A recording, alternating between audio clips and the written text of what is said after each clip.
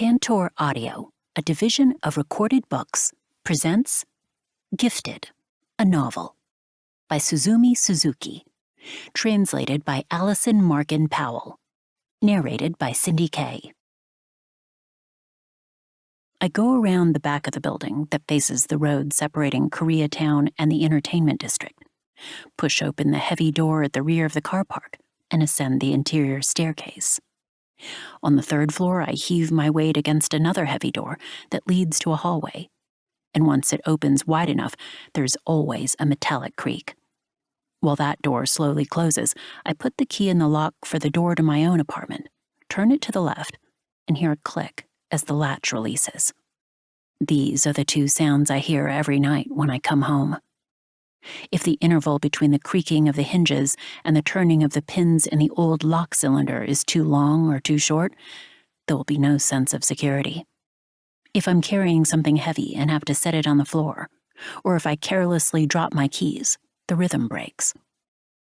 Perhaps because there had been too much lost over the summer, in the days before autumn fully set in, I readily agreed to my mother's request to move into my apartment. The illness dwelling within her stomach had finally progressed to the stage where her basic survival was untenable, and it seemed she was looking for a place to die. Just one more poem. I want to finish writing just one more, my mother said over the phone. I can't do it from a hospital bed. You understand, don't you? Though I detected a sense of entitlement embedded in that, you understand, don't you? It no longer angered or irritated me. I even felt sorry for her, that as death approached, she would regard my apartment on the fringes of the entertainment district as more desirable than an ordinary hospital room. In the end, my mother had not enjoyed the lofty success she hoped for. She had published several slender volumes of poetry. Her lovely face had been featured alongside various magazine interviews, and she had once appeared on a local station's morning program to read an English poet's work in Japanese. That was it. My mother moved from the hospital to my place 2 days after that phone call. My feelings were evenly split between wishing she had given me more notice so that I could have taken care of my own business and been better prepared, and a sense of relief that my mother was convinced I wouldn't reject her as an interloper in my home. Arriving in a taxi, my mother wore baggy slacks and a long-sleeved t-shirt with a jacket she'd managed to hang over her shoulders. She must have been wearing that navy blue jacket on the day she was admitted to the hospital. Now that she was already living in loose-fitting pajamas, it was the only vestige of her former lifestyle. She'd brought just 2 bags to the hospital, and when I offered to go to her place to get anything else she might need, she said it wasn't necessary. One of the bags was packed with 2 sets of pajamas, a toothbrush, and a comb. And as for my mother's other bag, which I recognized, I knew what its contents were without even having to look inside. It had been almost 8 years since my mother and I slept in the same room. Since about the time when terrorists crashed those airplanes into the Twin Towers in New York. And with the exception of the last 2 or 3 years of my teens, it's not as if we'd been out of touch. After I realized how unexpectedly grave my mother's illness was, we were in quite frequent contact.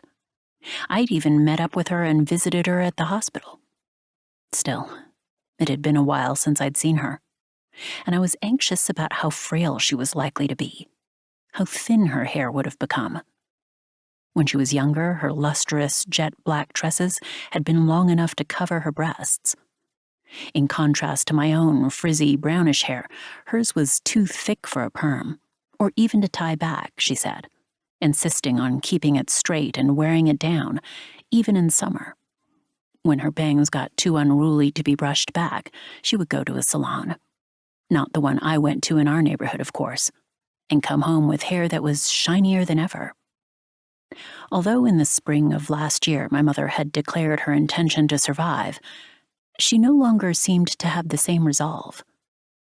As it turned out, she stayed at my apartment for a mere 9 days, never even opening her work bag to take out a pen, before she developed difficulty breathing and had to return to the hospital. Had we had half a year together, or even just a few months, each day I could have made food she might have been able to enjoy, could have given her relaxing baths, could have talked to her about things she might have found interesting, even if she hadn't listened to most of what I said. Thinking back now, at least, I feel like after getting her to take her medications and putting her to bed, keeping to the same schedule as at the hospital, I shouldn't have left her alone. The only time we both slept there together was on the night she arrived. My mother may have thought I had been granted just 2 days off, but the truth was, work only took up a fraction of the time I was out. I could tell that, once my mother sensed I was about to go out for the night, she was trying to get me to stay. She would deliberately dawdle with her meds, or spread open the newspaper, straining to come up with questions to ask. "Don't go. Stay here. Let's be together." She never said anything like that.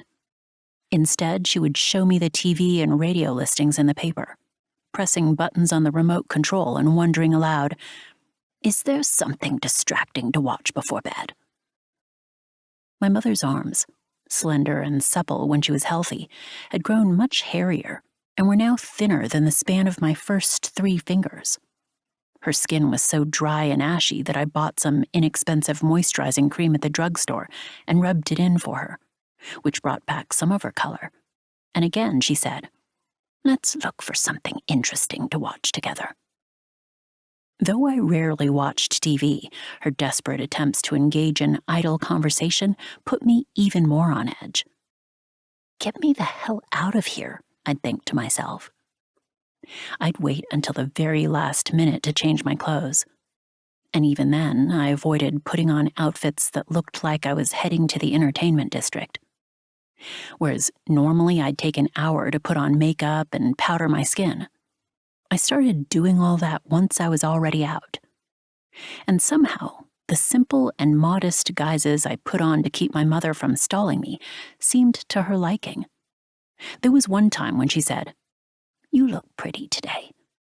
I was wearing a beige cardigan over jeans. It was the first time my mother had ever complimented my clothes or appearance. But I still ended up going out every night, after the meds had been administered and the questions had been dodged. When I left her as she dropped off to sleep, I hated the sound of the key as I locked the door from the outside. Had my mother been more straightforwardly conceited or more self-aggrandizing, she might have had an easier time of it. Though not tall, she had high hips, a strong nose, and big, broad eyes. Her delicately pale skin would burn under the hot summer sun, so she avoided going to the beach or the pool. She knew very well that being beautiful was something she'd been blessed with.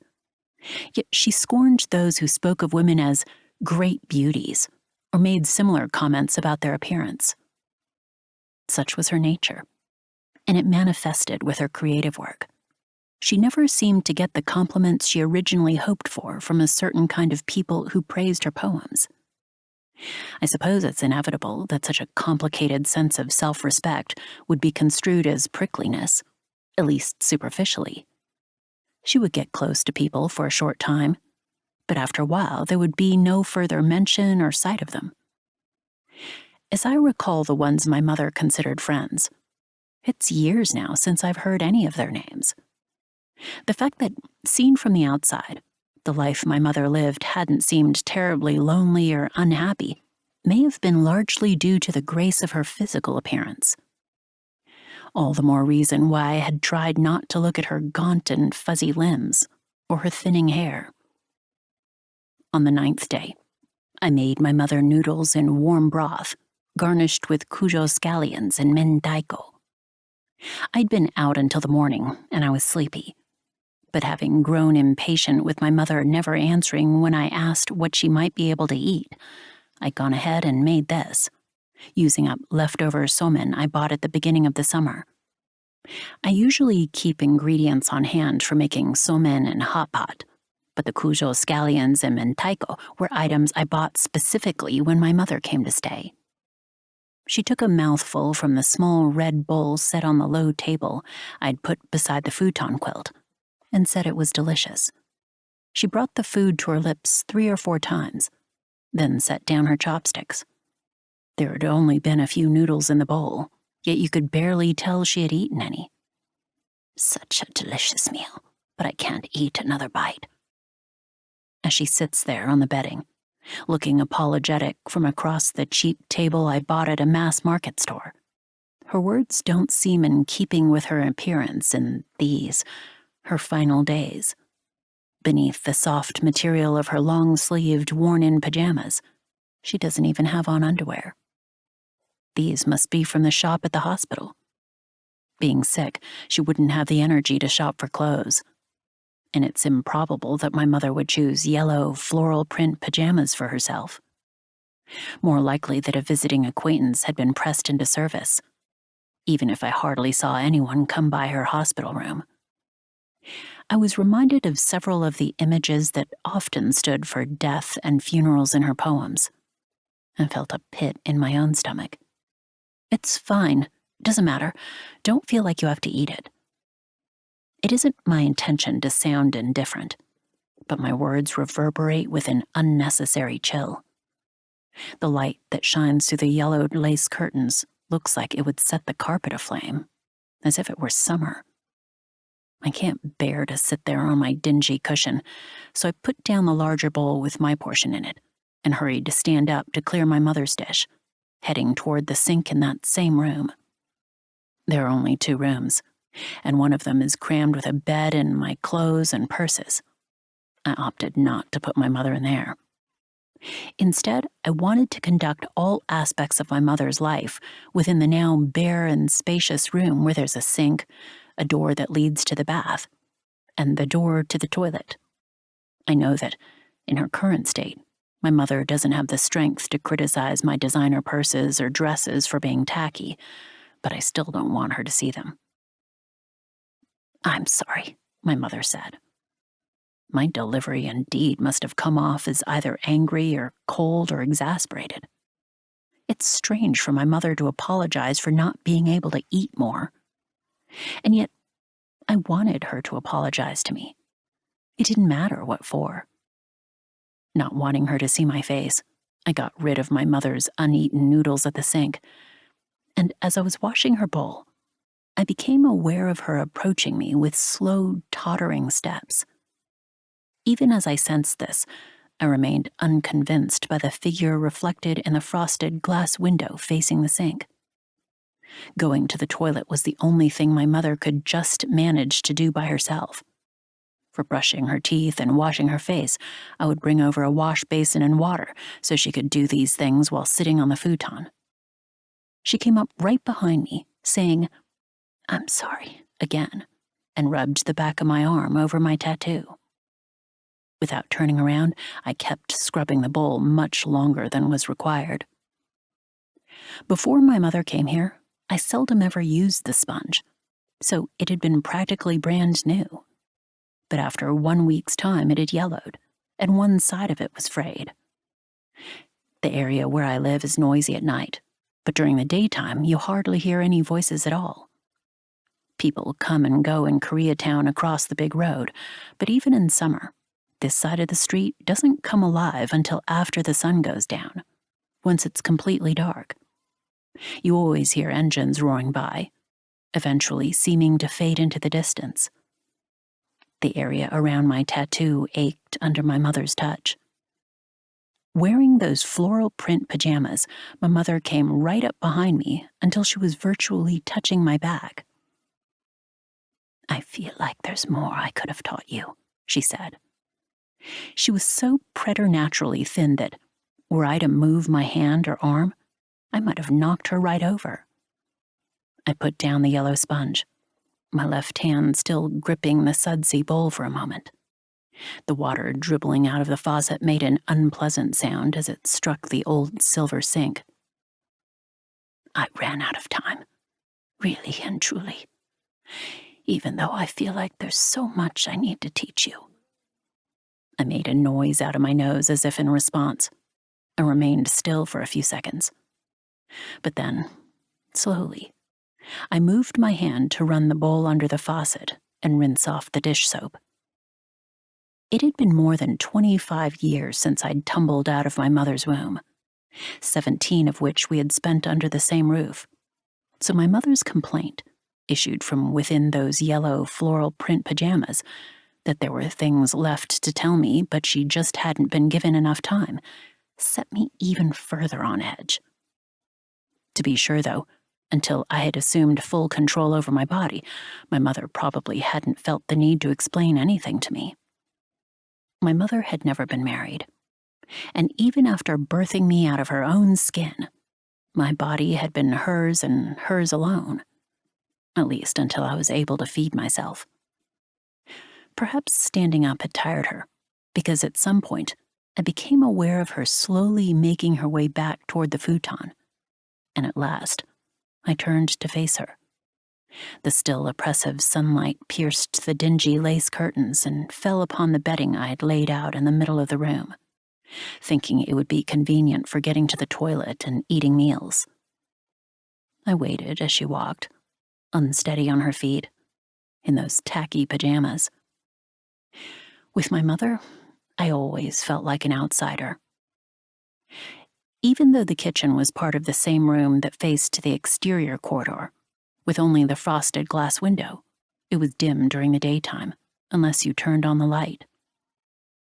I watched my mother's back, so frail that even in the shadows I could see her spine through the pajamas.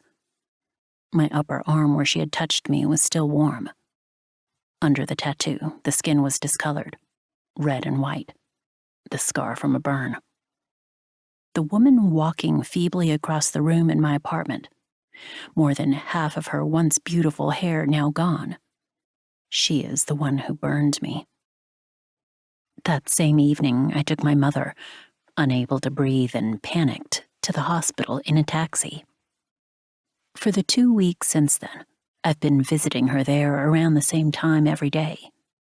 Family members who register in advance are permitted to come and go in the middle of the night, or early in the morning, which means that every night I could theoretically stay by my mother's side until she drifts off to sleep. But often I don't feel like going straight home from the hospital, so I end up spending the morning and midday there, and at some point in the afternoon I leave. After killing time in my neighborhood, if I feel like it, then I go to work at the bar.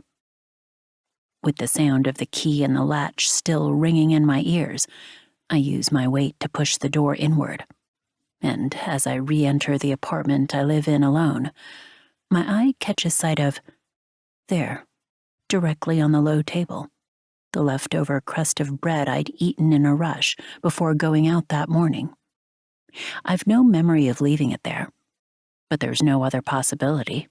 It had to have been me. Now that 2 weeks have passed, there are no more left-behind items or strands of hair to be found. No longer any trace to signal that someone other than myself had been sleeping here. For the first 3 days, I had left the futon bedding spread out beside the table, assuming my mother would be back after receiving treatment. But by the 3rd day, it became clear that she wouldn't return. I threw the sheets into the washing machine, put the futon quilt in its plastic storage bag, and moved the table back where it belonged. When I moved in and set up this apartment, I bought a basic bedding set for when a friend might stay over, and that's what I had put out for my mother to sleep on. It'd been used maybe 3 times by one friend or another, but I hadn't taken it out of the bag in almost 2 years. I tossed the bread crust into the covered trash can on the edge of the kitchen, take off my denim jacket and put it on a hanger, then go into the bathroom to wash my hands. The container of hand soap with an illustration of a typical family on it is almost empty. I noticed this several days ago, but have again forgotten to buy more. I don't feel like going out to the 24-hour drugstore just to get hand soap. I know I'll be at the hospital tomorrow until the afternoon, and figure if I work the pump, I can squeeze out enough liquid for at least 1 or 2 more hand washings. Compared to the hospital or the neighborhood outside, My apartment has such a sense of reality that once I come home, I don't want to go back out. I whip my hands and am surprised when I push down on the pump by the amount of actual soap rather than mostly air that comes out. So I wash my hands diligently, drying them on the bath towel I used after that morning's shower, and then sit down in front of the low table where my mother's bedding had been. I briefly consider taking a sleeping pill, but decide against it. Whether because I'm about to get my period, or from lack of sleep, or from the shochu I can still feel the effects of, I figure I'll be able to fall asleep. Since last week, I've left a paper catch-all box that I got as a prize from my leftover pachinko balls on the table. I'd replaced the empty can that I'd been using as an ashtray, so the tabletop looked a bit different than it had over the summer.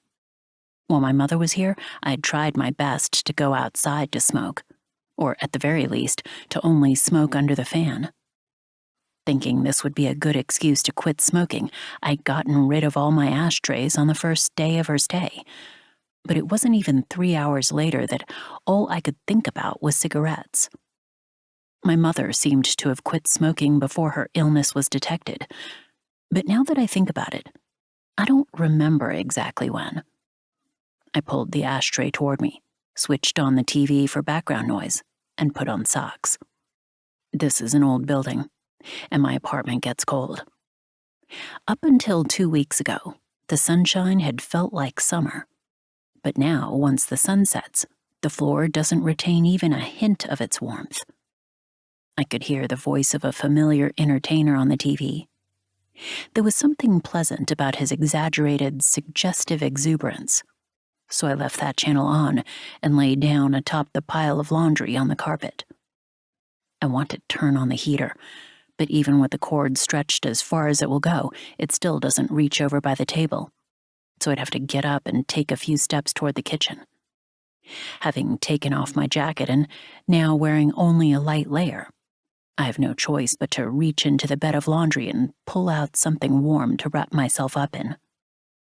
My throat hurts from smoking too many cigarettes at the bar, but regardless, still lying there, I pull out the pack in my back pocket and put another one in my mouth, though I seem to have left my lighter somewhere. I look in the leather purse I carried around all day, but no luck.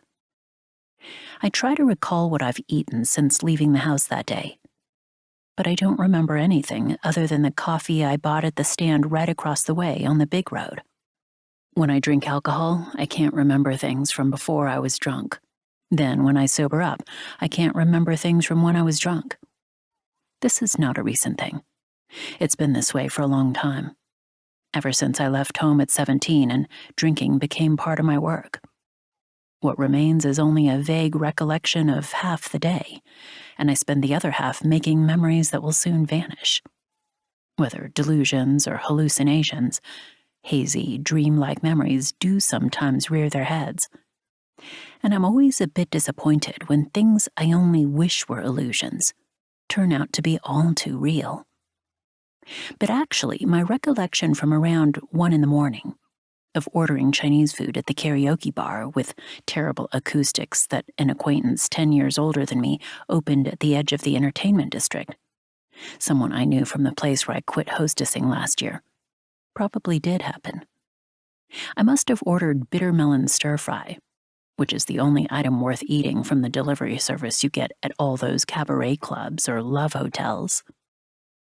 I may be better just sleeping here, like this. The lace curtains double hung over the blackout drapes haven't been opened in days. My cell phone is plugged in on the table, and I don't have the energy to move to the room that's even chillier, where the only bed is. I slept on the same pile of laundry yesterday, too. On the table is a paperback, an incomprehensible detective novel by an American author. I only read the translators afterward, and the bookmark has been sticking out from the same place for quite a while. I pull the book down onto the floor, open it to where the bookmark is, and see the words, alcohol-induced delirium, which only intensify my drowsiness.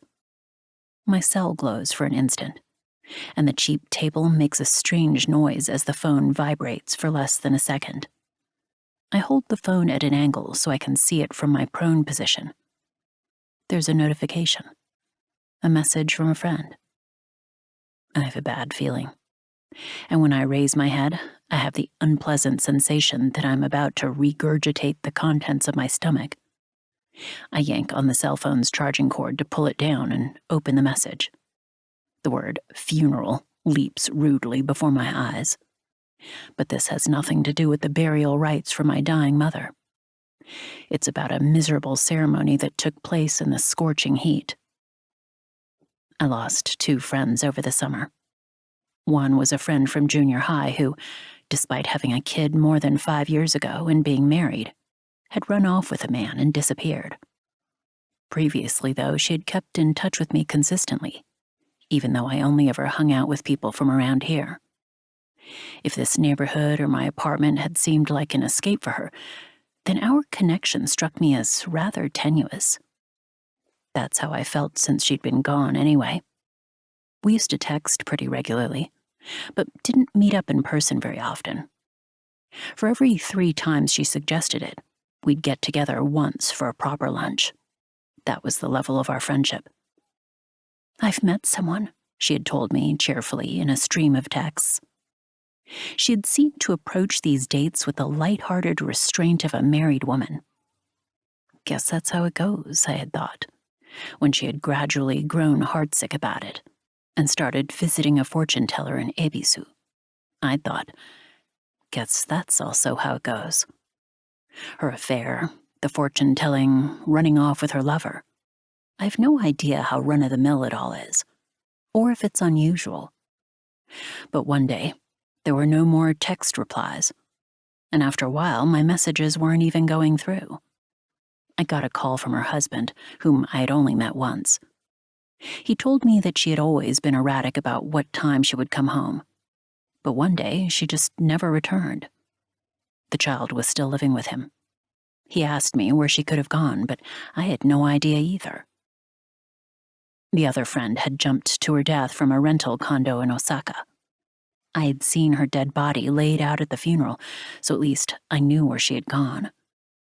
She had been the kind of person who would say, at various times, that she wanted to die. And among our friends, we tended to take this to mean that, interchangeably, she was in a bad mood, or something sad had happened, or she was feeling lonely. Ever since we met, about 3 years ago, when one of my customers brought her to the bar where I worked for a drink, she had seemed like she didn't much like being alive. "This is Eddie. Her name is 1 letter different from yours." That was how the customer had introduced her to me. He went on, "But I doubt those are your real names." He laughed. But both she and I were working under our real names. This customer had a tacky habit of hosting dinner gatherings, bringing together women to whom he'd taken a fancy. Naturally, all of them were having sex with him for money, so often one of the 5 or 6 women present would throw herself at him, to try to prove to the others that they didn't all have the same standing. Though it was a mystery whom she was trying to prove it to. Probably to herself, I guess. But the real pity is, when it comes to women like that, there isn't a whit of difference among us. We're all in the same position. In this world, there are people who matter and people who don't. And what that group of us all had in common was that, as far as the world was concerned, none of us mattered much. The woman who died seemed unbothered by such a notion. And in that regard, she and I and another one of the women had clicked, managing to keep in touch even after we'd kicked that guy to the curb. The message on my phone is from that third friend. She makes a killing turning tricks at a high-end place in a district packed with bathhouses. Her face is pretty enough. She has dark hair, fair skin, no scars or tattoos, and you had to have at least a D cup to work there.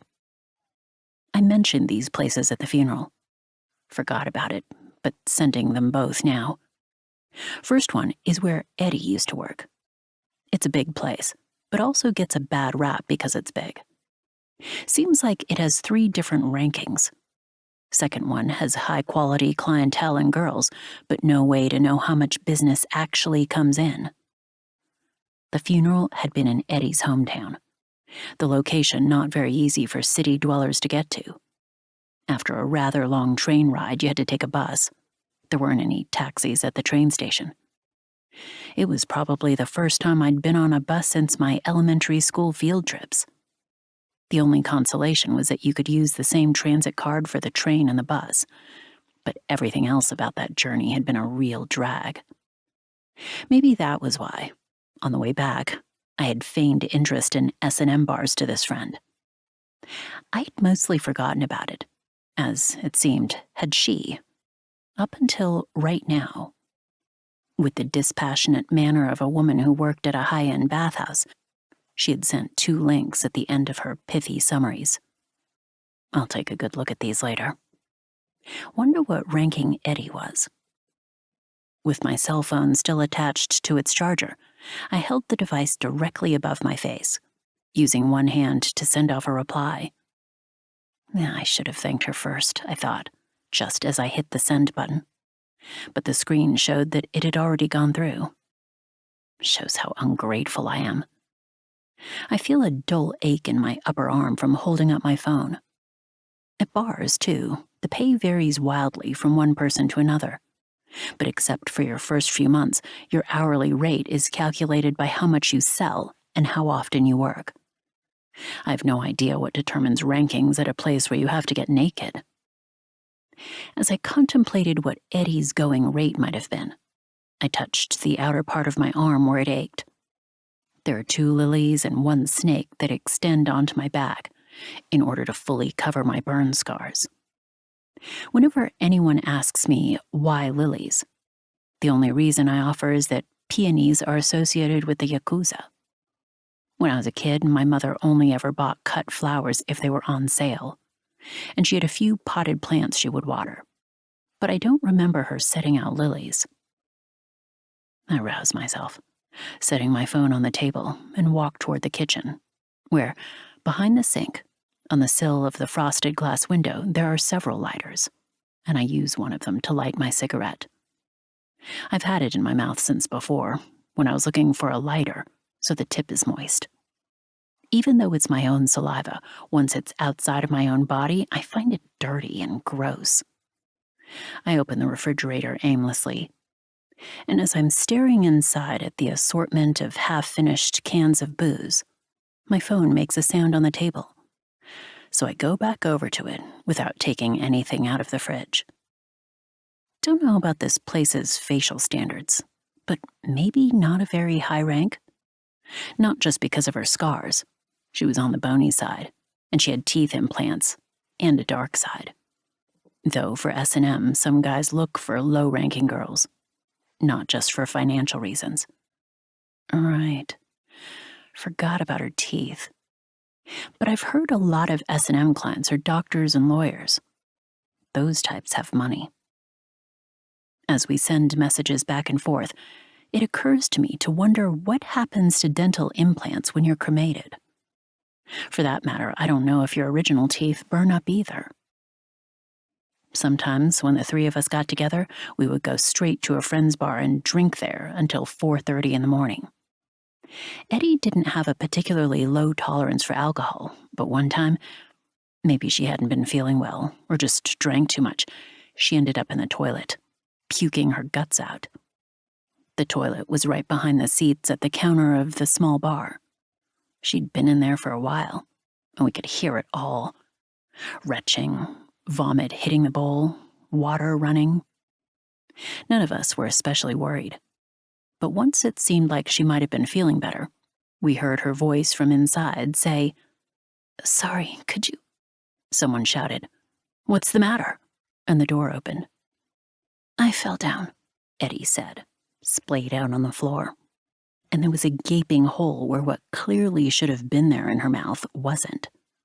Her upper front teeth, all 4 of them, maybe even more, were completely gone. Around here, there were plenty of people missing things that should have been there. And yet, this was such an unexpected sight that all of us at the bar, including the owner, were hysterical with laughter, the tension broken in the wee hours of the morning. Ultimately, I think it was the guy who owned the bar that came to the rescue, using a set of wooden chopsticks to retrieve her teeth. At the time, Eddie had been working 4 days a week as an on-call dominatrix in the city, and she was relatively cheerful about it. She had a small dog and was living on her own, not too far from my place, on a street that was sort of near the gay area. I'd gone over there to hang out with the friend from the bathhouse. The apartment was cramped and cluttered, and smelled a bit doggy.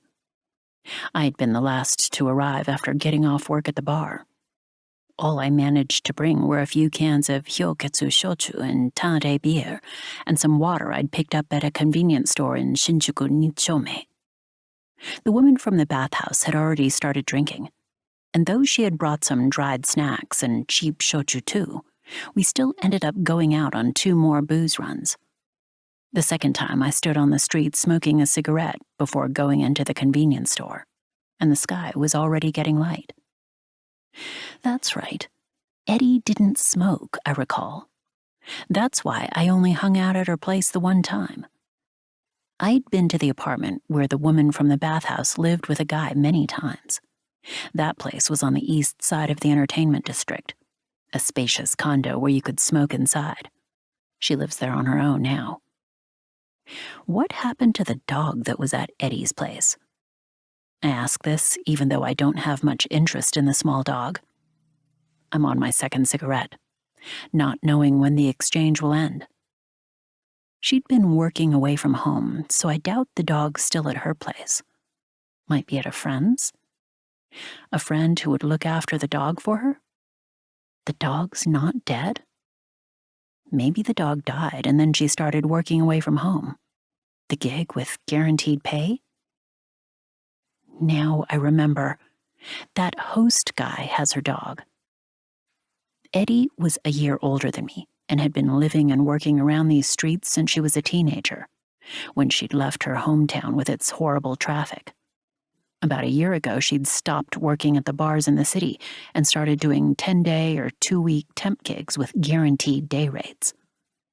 At first, she would get in touch whenever she was back in town, but at some point I stopped hearing from her. On rare occasions, there'd be a text from wherever she was, saying she wanted to die or she was going to die, but we were pretty inured to it. After going out to Osaka for a gig, apparently she started working as a regular for a delivery health call service there that she seemed to like. And for those last 2 months, she'd been renting a place by the week.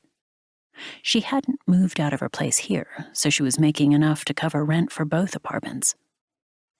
I knew the host, whom Eddie had referred to as a consultant. I doubt they were sexually involved. Eddie had said herself that she wasn't really attracted to him. She would go see him regularly at his club, and as far as I could tell, it was a sensible routine. Someone who would listen to her complaints for the price of a few drinks, even with the table charge and shime fee. It was pretty tame, and any girl around here has done the same kind of thing at least once. She didn't drop all that money on the guy. I wonder why she switched to working away gigs. She was in better shape when she was here. She was throwing money at someone else, too. It wasn't always the same person. She'd get hooked on someone, then after a while there'd be a new guy. But I don't know why she started doing away gigs. Maybe she stopped getting customers where she was working, or some creep was hanging around her here. Though I hear lately a lot more girls are picking up those kinds of gigs, so she might have just been scouted? Had she been here, though, we might have stopped her when she sent a message about wanting to die. Come on, there's no way we could have known. Whenever she sent those texts before, I'd call her up and ask her out for a drink, but I never took her seriously. 'Cause she herself didn't mean it seriously. I know tons of people, both customers and women, who say they want to die, but only a small percentage, even less. It's more like the odds of winning the lottery actually go through with it. So there's no way to know. Plus, when she sent those texts, I could never tell if she meant it or not. No matter how many times I timidly brought up this subject, the woman from the bathhouse always responded with the same long and finely honed phrases. But this was our first exchange specifically about the texts Eddie sent on the day she died. Despite my wondering, I truly believe there wasn't anything more I could have done. Eddie didn't want to go on living, and finding reasons why she should have was beyond me. From outside the mostly closed curtains, a patch of the dark sky is illuminated by a flashing red light. Either a patrol car, or an ambulance, or lights from a helicopter. Not an unusual occurrence around here. The next day, and the day after that, and the first day of the following week, I listened for the sounds of the door creaking on its hinges and my key turning the lock as I returned home. To my ears, at least, the interval formed a precise rhythm, which is why I felt unsettled the whole time I was in the drugstore and the smoke shop, having turned back around after pushing open the door to the third floor and realizing I'd forgotten to buy cigarettes. And, of course, hand soap. The doctor had told me that from now on, barring extenuating circumstances, I should try to stay at the hospital by my mother's side when she was awake. So I had decided to quit the bar. By rights, I should have given them my notice at least a month ago. I had already stopped keeping up with my clients, and more often than not, I was either late to work or a no-show. But when I did finally tell the manager, he said I had a surprisingly strong sense of decency. It was to my advantage that in this industry, employees often simply vanished. I went to the bar before it opened, and when I told the manager my mother was in the hospital, he even gave me what little money was owed to me, instead of making me wait for payday. Showing up for work meant you could get up to 10,000 yen, paid as daily wages. As I wrote my name on the slip you had to fill out for your cash, I was convinced the manager didn't believe me about my mother. It was such a cliched excuse for missing work or being late that, in this situation, it would have been better to embellish a lie with something that rings of the truth. Something like, last spring my father was diagnosed with colon cancer and had surgery, and though he had recovered, there's been a recurrence and he's undergoing chemo. So now it's my mother who's collapsed from caregiver fatigue. But the reality is, my mother is dying of her illness, and there's no other way to say it. There's no version of it that rings more of the truth. Though, thinking back on the words that came out of my mouth just a little while ago, they sound so hollow. Whether or not he believed me, I was just grateful to get the money I'd given up hope of receiving. I'd worked in this quarter for a relatively long time and had a relatively large number of clients, so my hourly rate was high enough that even after being docked for no-shows and being late, 1 month's pay still added up to a pretty decent amount. A customer I know happened to stop by the bar, so I stayed for the early shift, and then I cleared out my locker. I found a paper shopping bag to bring home the dresses and shoes and small clutch I kept at the bar, and stuffed what I bought at the 24-hour drugstore, hand soap, tights, energy drinks, and eyelash glue in there too, putting the cigarettes in my handbag, and then I climbed the stairs to the third floor again. The paper shopping bag wasn't from this neighborhood. It was from an upscale florist, and my handbag was Fendi, bought for me long ago while I was with some businessman who owned racehorses. He said he had a stomach ulcer and told me to pick out anything I wanted from Fendi for some reason. And then he stopped coming to the bar to drink. I'd figured he was going to another bar in the quarter, or that he had found a new favorite hostess at a more high-class place in a different entertainment district. But I hadn't let my suspicions show. Upon hearing the longed-for sound of the door after heaving my weight against it, I quickly put the key I'm already holding into the lock of my apartment and turn it. And once this second anticipated sound has been confirmed, I slip inside the door. The overstuffed and bulging paper shopping bag almost gets caught in the door, which I avoid by employing a swift spiral maneuver. I put the key back in the Fendi, put the Fendi in the shopping bag, which I slide further into the room with a shove, then twist my feet out of the straps of my shoes, grab the hand soap and eyelash glue, and go to the sink. I drop the completely empty hand soap with the illustration of the family into a plastic bag by my feet. Peel open the seal on the new bottle, which has a raccoon on it, turn the water on, and then work the pump a few times. The fourth pump produces a definite result, and the fifth releases a liberal quantity of foam into my hand. Since I didn't shower this morning, there isn't a towel already in use, so I shake the water off my hands and toss the eyelash glue, still in its package, onto the shelf under the sink. Now that I won't be going to work at the bar, I wonder when I'll next wear false eyelashes. There are probably about 5 applications in the package of glue I bought. I wanted to fill the bathtub with hot water and soak in it, but the tub hasn't been used at all since my mother left, and it was splotched with unmistakable stains, and not the kind that could be easily rubbed off. So I gave up on the bathtub, instead turning on the hand shower at full blast until it ran hot, and using it to wash my hair and body. Last week, at the start of the month, the weather had suddenly turned cold. With the hot shower beating against my neck, I used cleansing oil to remove my makeup before wetting my face, then turned the front of my body toward the shower, keeping my oil-smeared face raised upward. The moment the water hit it, the oil emulsified and streamed down my face to my shoulders and upper arms. And with the help of this viscous liquid, I peeled off the tape I used to hide my tattoo, making a cracking sound.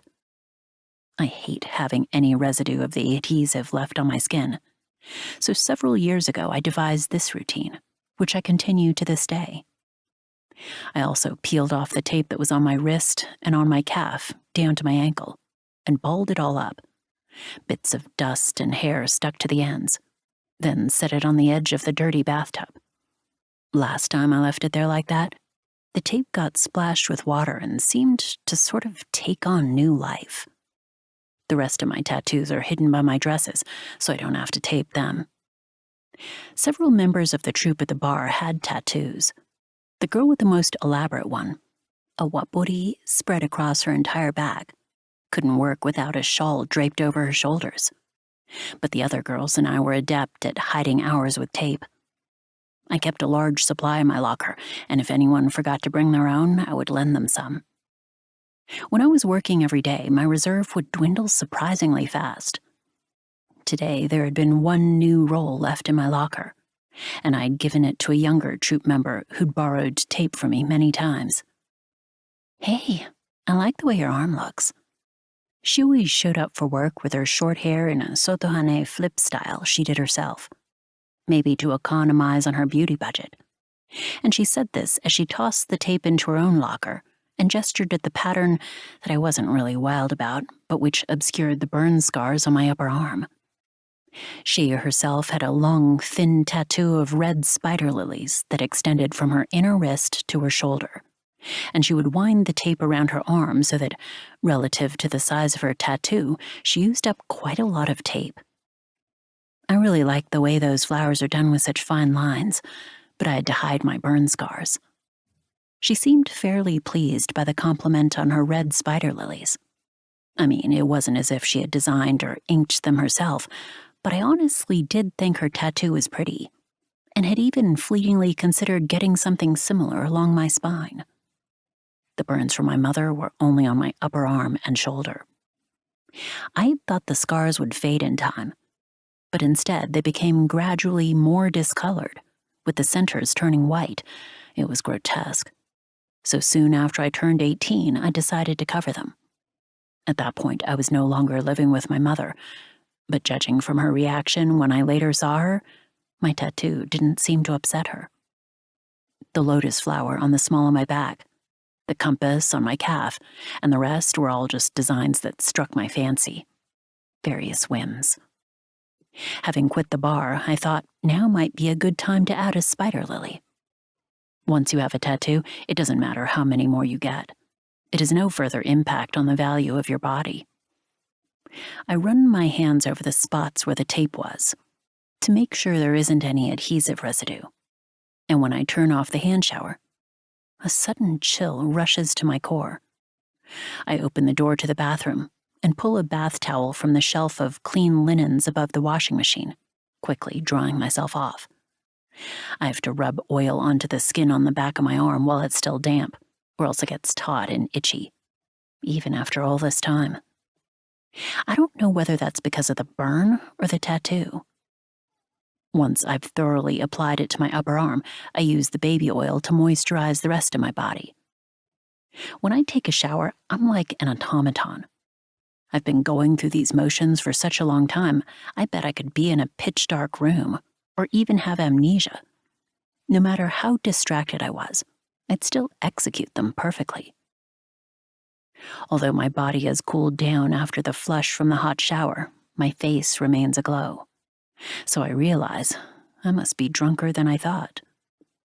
But I've consumed far less alcohol than when I worked at the bar until closing time, let alone on those nights when I used to drink after getting off work or doing karaoke with the girls. What usually got me plastered was doing endless shots of sake or cheap soju until morning, after I'd been drinking champagne or wine at work. So I blame my present state on going to the host club for the first time in a while. The customer who happened to be at the bar left just before the end of the early shift, and I changed out of my dress back into the jeans I'd been wearing, then went for a quick drink at the club where the host who the woman from the bathhouse said now had Eddie's dog worked. When Eddie was still around here, one time she had persuaded me to tag along with her, and at first I couldn't remember the name of the relatively young host guy I had previously exchanged numbers with. But when we got to the club, it turned out he was the same guy Eddie had requested as her shime. Right after that, the young host had blown up my phone with texts and calls, and I felt sorry for him. But I hadn't ever requested him as my shime for the night, or my main shime. The night we met, I'd simply chosen him to be the one to walk me to the elevators, so there was no problem, rules-wise. As soon as Eddie and I sat down, and I saw the young guy walking around the club, I'd remembered his name, but it wasn't worth worrying about. "Ah, you're Eddie's friend," said my shime for the night, after striding over to where I sat. He was short, as was his hair, and he wore glasses, so he didn't look the part of a sought-after host, but here he was, in his 30s, working at one of this district's long-established clubs, so I figured he must have his share of clients. "It's been a while. Did you go to the funeral? Have they taken your order?" I went to the funeral, and they have not taken my order. The host handed me the menu on the table and thanked me for coming. Eddie had never been comfortable having a shime host sit next to her, and now he took a seat on the side of the L-shaped sofa where I had set the shopping bag from the florist and my handbag, which put me at ease. A small bottle of shochu was included when you first requested a shime, so I ordered jasmine tea as a mixer and lit my own cigarette, which I didn't feel like smoking. I didn't much care for lighting customer cigarettes or having my own lit for me. "The bar where you work, it's across the street from the local ward office, around the back, right? Did you just get off?" The host lit his own cigarette too, and from the stack of ashtrays on the table, he placed 2 in front of me and 1 in front of himself. Although he was short, his hands were large. His nails were groomed. He didn't bother with rings or bracelets. And for a host, he seemed to have good taste in watches. I had only rarely gone to clubs where the servers were male, usually accompanied by my male customers during aftertime. Though about 3 years back, there was a local club where I used to occasionally stop in, but it had been a long time since I'd gone to a host club alone. I didn't know where to direct my gaze, so I just kept looking at the table. "Yeah, I quit today. You have a good memory." "What do you mean? Are you switching bars? Or moving?" "Ah, getting married or pregnant. Did you get in a fight with the manager? Changing jobs? Getting certified? Retiring to the countryside? Using your savings to move abroad? Making your debut as a singer for Sony Records? Actually, my mother's sick, and I want to be with her. How many times have you used that one? I've worked here 8 years and my grandma has died 5 times. Another guy. Pretty bland. I couldn't tell if he was a new host recruit or just regular staff. Had brought over the tea and an ice pail, and my host deftly mixed the shochu with the jasmine tea for me. He didn't pester me with questions. Instead, he allowed the conversation to follow what I wanted to talk about. And I could tell he was a host with a range of topics at his disposal, none of which carried any whiff of discomfort or danger. Having said that, he didn't really seem to possess much in the way of masculine charm. And maybe what Eddie had said about not seeing him as a man wasn't so hard to believe. On the verge of closing time, the club was raucous, with one young female patron shouting things into a microphone, and the host and I made innocuous conversation amid her rowdy outbursts, but otherwise took advantage of the commotion to keep quiet, since it made our awkward pauses less so. When the clamor rose to a particular level, with the music playing and whoever was chattering over the mic, the distance between the host and me inevitably shrank. But once the extreme noise subsided, we would automatically return to our original positions. It was just right for me, the pliant nature of this space shifting between us. My handbag remained in between us. But at some point, the paper shopping bag had been set down on the other side of the host. He got up from his seat every so often, but he was never gone for long. As a flurry of last call orders came in, and customers were being sent off by their hosts, I kept my gaze on the table, trying to avoid looking around the frenetic club, unsure whether other customers who had also requested my shime host were there that night. He was probably being attentive to me because I had just lost my friend. The dog. The moment I spoke those words, a flamboyant host at another table started singing karaoke, so my host turned his ear toward me and leaned in close again. I could see that he had only one piercing, and he wasn't wearing an earring. Maybe the hole had closed up. It was too loud to get across complex sentences, but I couldn't just ignore the fact that he had leaned in. So I clearly sounded out the syllables, practically shouting, "Eddie's dog!" As a sign that he'd heard what I said, the host kept his gaze forward and nodded emphatically. Then he turned, bringing his face close to my ear, rather than putting his arm around my shoulders, and he slid it directly behind me on the back edge of the sofa and said, "I still have him, since I was taking care of him." My slender handbag was still at my hip, and though our bodies weren't touching, the outside of his thumb grazed the back of my upper arm. There was an interlude in the karaoke, which meant the bellowing of the flamboyant host who had been singing stopped, and my host's face returned to its original position. But his arm remained behind me on the back of the sofa, at a slightly different angle, now bent at the elbow like a dog leg. As his hand moved away from my upper arm, I felt a tingle where my burn was. I sort of figured as much. He's a good dog. I mean, he's got a cheerful personality. A lot different from Eddie. I laughed. I'd only met Eddie's dog once, and since I'd never had a dog myself, I had no basis for comparison.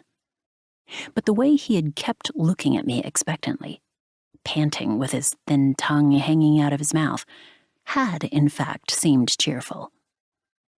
It's odd that, despite spending plenty of time with Eddie, hanging out in person and talking on the phone, my memories of the dog are more colorful than my memories of her. Do you want him? But he's already used to being at my house, so I guess I can't give him to you. Want to come see him? I have no interest in owning a dog. My building doesn't allow it. My reflexive avoidance of giving an answer about going to see it seemed to lend more weight to what had been a light-hearted, casual question. But the veteran host in his 30s said, "Well, if you want to see the dog, you can get in touch. Or if you just want to have a drink." opening and closing his cell phone, retrieving our text exchange. It's fine if she wanted to die, but come on, at least do it somewhere easy to get to, not like Osaka. You mean like no further than Ikebukuro? Sure, well, somewhere we could get to on the Yamanote line would be good. I got texts from her that said, I'm going to die now, even on the day she actually died. Yeah, but I bet she also sent texts like that on days when she didn't die. Nothing to be done about it. The interlude ended, and the flamboyant host who had been quiet started bellowing again. So conveniently, I didn't have to say anything else. Whether that might have been, I guess so, or yeah, but, or did you get those texts too? I felt detached from any of these responses, so I preferred silence. The host remained silent too. Just as the flamboyant host was finishing his karaoke number, my change from paying the bill arrived, so I stood up right away and reached for my purse and the paper shopping bag on the other side of my host, but he picked up my handbag before I could. Let me do a little work.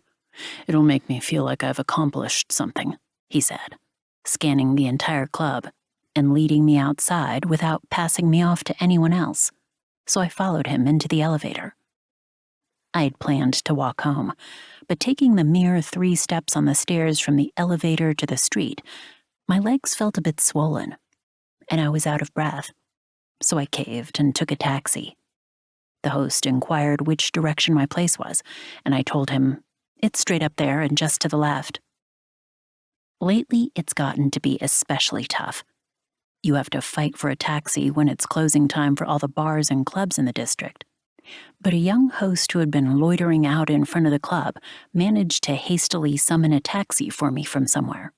It felt strange to hand money to my host, so I decided to just give the change from my bill to the driver and then quietly got into the taxi that had stopped a meter away. When I bent to get into the car, my host had put his hand lightly on my back and said, "Take care." And I think that was the only time he directly touched me. I had taken a taxi so I wouldn't have to walk, but I still had to go around to the drugstore and the smoke shop and then climb the stairs to the 3rd floor. So it felt like I'd walked the same distance as I would have coming home from the club anyway. And as I stood before the mirror applying toner to my face to quell its flush, I had the urge to collapse onto the floor behind me. It was cold in the apartment, and my body, wrapped in a towel, was already freezing. The clothing that formed the pile of laundry would soon be out of season, which seemed to have happened quite suddenly. No matter where I am, I feel no sense of reality. Not at the host club or in my mother's hospital room. There is an inconsistency between me and whatever scene I find myself in. Not even the rooms where I live seem real to me. But so long as the sounds of the door and the key ring out, I can feel a small measure of security. The next week sped by, now that I no longer had any obligatory tasks other than visiting my mother's hospital room. But my return home was always buoyed by the subtle rhythm of the sound of the door, followed by the sound of the key. The first 2 days I came straight home from the hospital. And maybe because I wasn't quite as physically exhausted, I couldn't sleep. So from the 3rd day on, I decided I ought to stop somewhere or other before coming home. Mostly I killed time at a bar that opened early, or at a condo building in the entertainment district, where there was an online casino. Then, after the weekend, there I am in a taxi from the hospital coming straight home. And I find myself in front of my apartment building thinking, I just can't today. But right as I'm about to go around to the back, I change my mind and figure I'll at least buy something to bring home. So I take a step backward, and when I turn around, I drop the key I've been gripping in my hand since I was in the taxi. I bent down to pick up the key from the concrete, and, crouching there for a few seconds, I changed my mind again and went around back of the building, where I pushed open the heavy door at the rear of the car park and ascended the interior staircase straight up to the 3rd floor. Usually I don't run up the stairs. I hate breathing hard. And if I've been drinking, it makes me nauseous. Today, I haven't had a single drop. I haven't had any pills or sedatives or anything. With my momentum from running up the stairs, I heave my weight against the third-floor door, and sure enough, even when I burst through it like that, it still makes a dull creaking sound. Then, without waiting for the sensation of the usual rhythm, I put the key that's in my hand in the lock and turn it. And amid the clearly broken tempo of these two sounds, with the force of my body, I practically fall through the doorway. I lock the door behind me and put the key that's in my hand on top of the shoe cupboard. Then I bend down, setting my handbag at my feet so I can take off my shoes. There's no need to carry much with me when I go to the hospital. A smallish leather tote with a discreet brand logo, something not unreasonable for the hospital, that ordinarily doesn't hold much and will spill its entire contents if I'm not careful. When I leave the house, I put the products I'll apply to my mother's face in a paper bag, and all that's in my purse is my wallet, phone, key, and a tiny pouch for cosmetics. Even when I'm not wearing much makeup, I hate not having anything with me to freshen up with. When I arrive at the hospital room at 10 in the morning, my mother was already awake, with the backrest of her bed at a 30-degree angle, and she was looking out the window with the questioning look of someone on narcotic painkillers in her eyes. I took some cotton and cheap toner out of the paper bag and set it on top of the fridge beside the bed. And without saying anything, I sat down in a folding chair and gazed in the same direction as my mother. Apart from occasionally muttering something I didn't quite understand, or giving instructions about the angle of her bed, or charging her phone, my mother didn't say much in particular either. Soon it's lunchtime, and while watching her pretend to eat her meal without consuming any of it, I myself eat half of the harusame noodle salad I bought at the convenience store on the first floor of the hospital when I got here. I thought I'd be able to eat the whole thing, but the sight of the unpalatable hospital food ruined my appetite, as did the fact that, compared to my mother's emaciated arms, my own arms looked fat. Although the drugs are working, and my mother no longer complains about the pain, her breathing still seems labored. I can't tell if the wheezing is her intentionally trying to convey that she's suffering, or if it's just the sound she's actually making.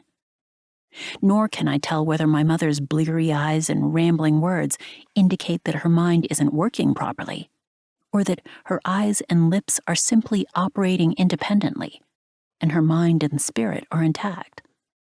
Meanwhile, the woman from the bathhouse and I have been texting. I don't mention that I went to see the host. On some level, I knew it was tacky to have done so. Our text exchange has drifted from the subject of eri back to plans for cosmetic surgery and trashy manga. I also heard from a woman I used to work with at the bar. We were the same age and relatively close friends. There had been these two guys who used to request her and me, and now she was complaining that one of them had requested a 20-year-old neither of us could stand. I had been sitting in the same posture for 2 days, fiddling with my cell phone today, and yesterday flipping through, but not reading, various magazines I had bought. So, not surprisingly, my lower back and legs were killing me. And I took advantage of my mother dozing off after her midday meds to duck out into the hallway. Just as I made it downstairs to go smoke a cigarette, my phone rang. The number came up as the hospital, so for a second I thought my mother had died. But they were calling to say she had a visitor. I told them I'd be right back, though since I was already on the first floor, I stepped out the entrance on the east side, took 3 puffs of a cigarette, and then reluctantly made an appearance at the nurse's station on the floor my mother's room was on, the floor where they put the terminal patients. The man offered only his given name. It's rare for a guy who isn't a host to only use his given name. The man, who was clearly not a host, was probably in his late 50s or maybe about 60, and I could tell from the clothing he wore that he was not only rich, but happy. He wasn't wearing anything over his fall jacket, and the only thing he was carrying was a small paper bag that he held by the folded-down top edge. So I figured he must have come here in his own car. Once my mother returned to the hospital after staying at my place because she had complained in earnest about the pain and her trouble breathing. They had increased her dosage of narcotics, so basically she wasn't allowed visitors other than family, which meant that no one other than me went to see her. Meanwhile, prior to her stay at my place, it wasn't as if I'd been at the hospital every day. And even when I was there, it was only for a few hours, so someone else might have visited her, but I couldn't imagine who. There'd only been the one time when I ran into a freelance editor who had helped my mother with her work. As I started to explain to him about my mother's condition, the man nodded slowly, without breaking his smile. I wasn't expecting to be able to see your mother. And then, in quick succession, he followed with, I just wanted to give you this, as he offered the paper bag to me, its top edge, which had been folded closed, now open. Don't take things from strangers. The words popped into my head. I wasn't sure whether someone had actually taught me that phrase, or it was just a cliché. But as my hands extended to approximately that same level, my eyebrows and the angle of my neck articulated doubt. I want you to have this. It belongs to your mother. He showed no sign of withdrawing the paper bag, and I was loath to get into a verbal tug-of-war in the hallway, with nurses coming and going. So for the time being, I took hold of the paper bag, not by the handles, but at its top edge, as a way of prompting an explanation about its contents. Perhaps sensing that I was understanding less than he had anticipated, and likewise feeling this was an unsuitable place for a complicated interaction, he asked, May I speak to you for a moment? I went to my mother's room to check on her, and then led him to the hospital floor where there was a courtyard. He had not taken back the paper bag, so without knowing its contents, but somewhat aware of its predictable weight, I carried it as we walked there. I first met your mother before you were born. The weather was already cold enough that you needed a jacket, so there weren't many hospital patients or visitors walking around the courtyard, but several of the benches were already occupied. We found an appropriate bench, and as soon as we sat down, the man sitting beside me but at a remove, he turned to me and began talking. You may have heard of a bar called Conch. My shoulders were a bit hunched, even though I had on a light coat, but he didn't appear to feel the cold. The name of the bar he mentioned sounded familiar. My mother used to sing there. Yes, the bar had a little stage. As you say, your mother used to get up on that stage and sing her own original songs. I guess that's how she paid the bills. An actress in a theater company didn't make enough to eat. The bar itself was just your run-of-the-mill place where women waited on customers. But your mother was a radiant presence. That bar is long gone now. Just as well, since my mother played it up as if it had been a hotbed of cultural exchange. I became aware of her delusion around the time I left home. Still, she had been fortunate. She saved the tips she earned as a nightclub singer and learned languages, taught small classes, and published several poetry collections, managing to support herself and have a kid without getting married. Fortunate. That was the word my mother herself used. I believed her expression of humility, at least in a literal sense. An elderly woman in a wheelchair and her companion, sitting on a bench diagonally across from us, had stolen glances our way. So I became oddly self-conscious of where I was sitting beside the man. It made me laugh to imagine that, were they to listen in on our conversation, it might sound as if this was a daughter meeting her real father for the first time. I knew what my father looked like. He had seemed like a proud man, one who would envy others no matter what he himself possessed, and whose ego seemed vulnerable. He would have been even older than the man sitting next to me on the bench, and he didn't have the whiff of wealth that this guy did. Without acknowledging who he was to me, my father had started coming to see me around the time I was in 5th grade and would give me money. My mother found out the following year, and I was no longer able to see him. I didn't miss the middle-aged man who had suddenly appeared at that point in my life, but it was a drag not getting the money anymore. When I was in 7th grade, in junior high, I was the one who started going to see him.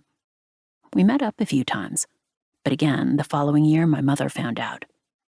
He died soon after I stopped seeing him the second time, when I was 16, and then when I turned 17, I left the house where I lived with my mother. On the nights when your mother was there singing, I always tried to go to the club. I was a fan of hers. I also went to see her plays, but at those I couldn't really get a good look at her, so the shows at Conch were precious to me because I'd be able to look at your mother up close. She really was a beautiful woman, and she had a great figure, too. As her daughter, it might make you cringe to hear that. The man laughed, and the spot between his brows arched a little. But since I didn't respond in any particular way, he seemed to take that as a sign that I was unbothered. So he shrugged and shook his head just slightly, raising his brows even higher. Your mother was the kind of person who took pride in putting on a show, he said. For the customers' entertainment, the club would make her perform practically naked. My mother had evidently been offended by this, but, he said, there being limited forms of resistance available to her, she wore radical outfits when she sang. The closer to naked she was, the more lewdly the customers responded. She had the kind of shapely body men really like, pale and supple. I liked to think that I was her #1 fan, so it upset me to watch the drunken customers bantering with her. But the reality is, there I was, wanting to be with her myself, so I wasn't all that different from those vulgar drunks. You didn't hit on her? I mean, that's the kind of place it was, right? I was surprised to hear that my mother used to sing while half naked, but it was kind of funny. The other girls who appeared on stage, they would sit with customers for tips when they weren't performing, and a lot of them worked in the bar as hostesses on days when they weren't on stage. But your mother, she didn't serve the customers. She would do her set and do a round of the tables to collect her tips. Then she'd retreat backstage. To a guy like me, that made her seem all the more unattainable. I used to send her flowers all the time. I didn't have any money back then, but I'd do whatever possible to give her as many tips as I could. High-handed of you. The man had paused briefly in his story, so I interjected a brisk remark. But maybe because it came out louder than expected, the man let out a short chuckle. I didn't think of myself as high-handed, but I did seem to take pride in myself, he said with a laugh that was heartier than before. And he stood for a moment, tugged on the sleeves of his jacket to straighten it out, then sat back down again.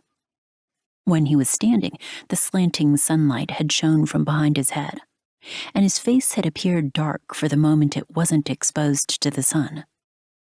The weather had been fine all this past week, but today the sunlight was particularly dazzling. In another month, winter will surely arrive. The doctor says that he doesn't know whether or not my mother will make it into the new year.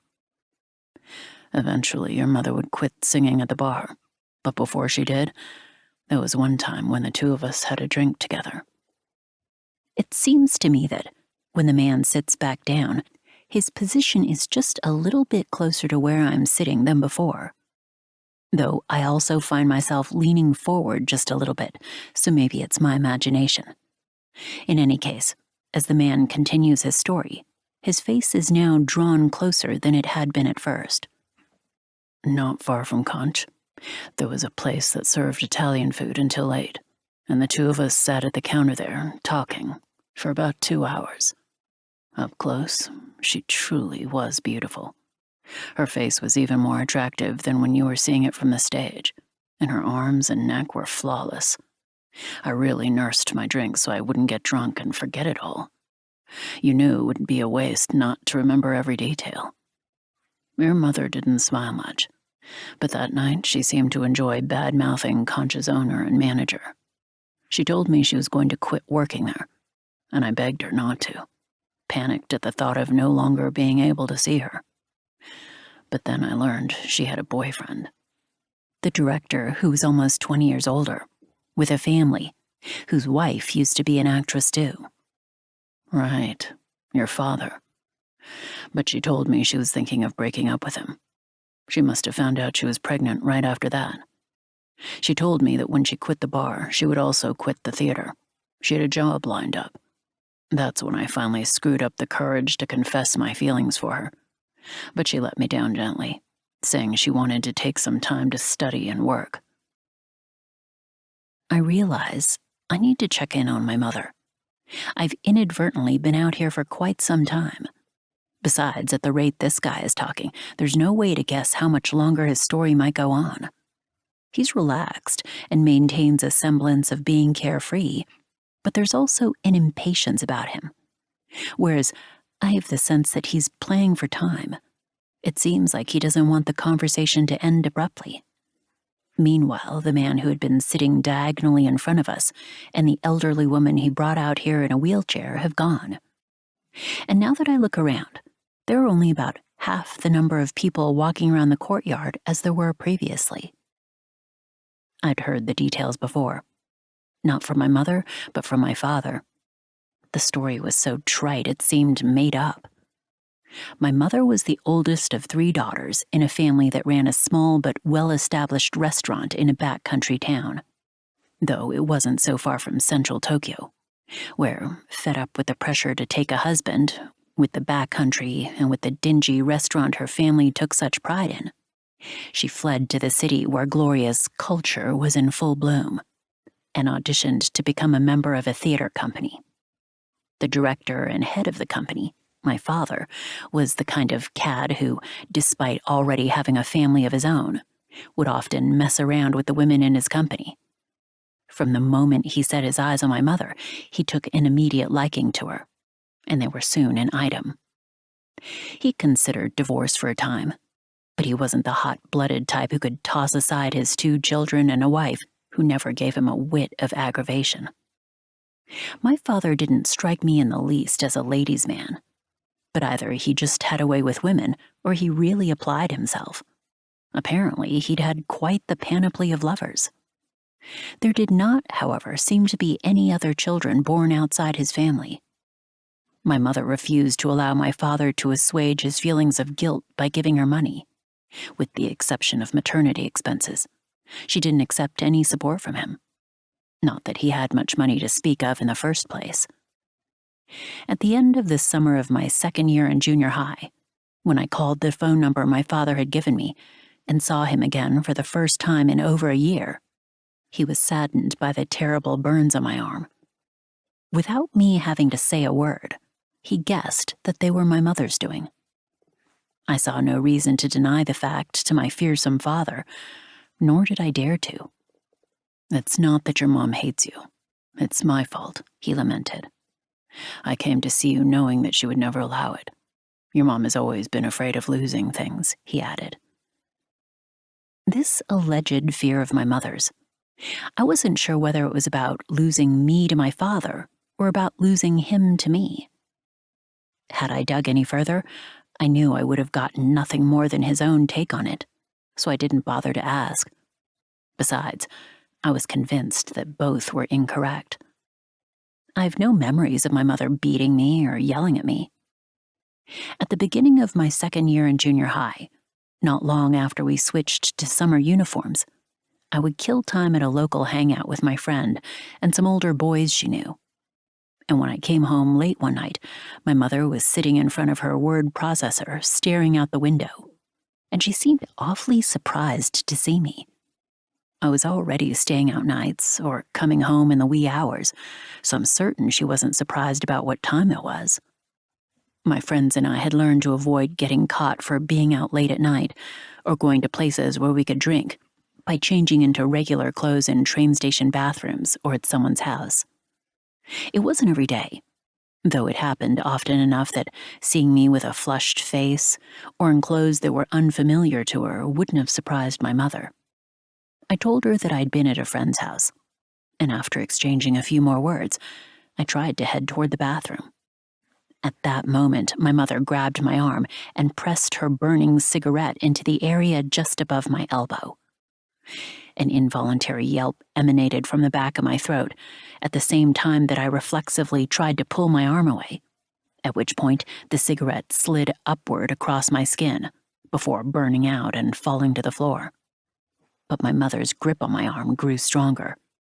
Sharp pain coursed through me instantly, and as I looked at my mother's fingers digging into my arm, it felt like she was tethering rather than grasping me. Various options raced through my mind, I think. Should I flee, cling to her, or make some kind of noise? However, my body had surrendered all movement. My mother wasn't looking at my face. Her eyes were on my arm, and she brought the heavy silver lighter next to her word processor near my arm and lit it. The sleeve of the cheap, skin-tight t-shirt I was wearing ignited in a fraction of a second, producing an awful smell and clinging to my skin as it went up in flames. When skin burns, even if only for a moment, it gives off an animal smell.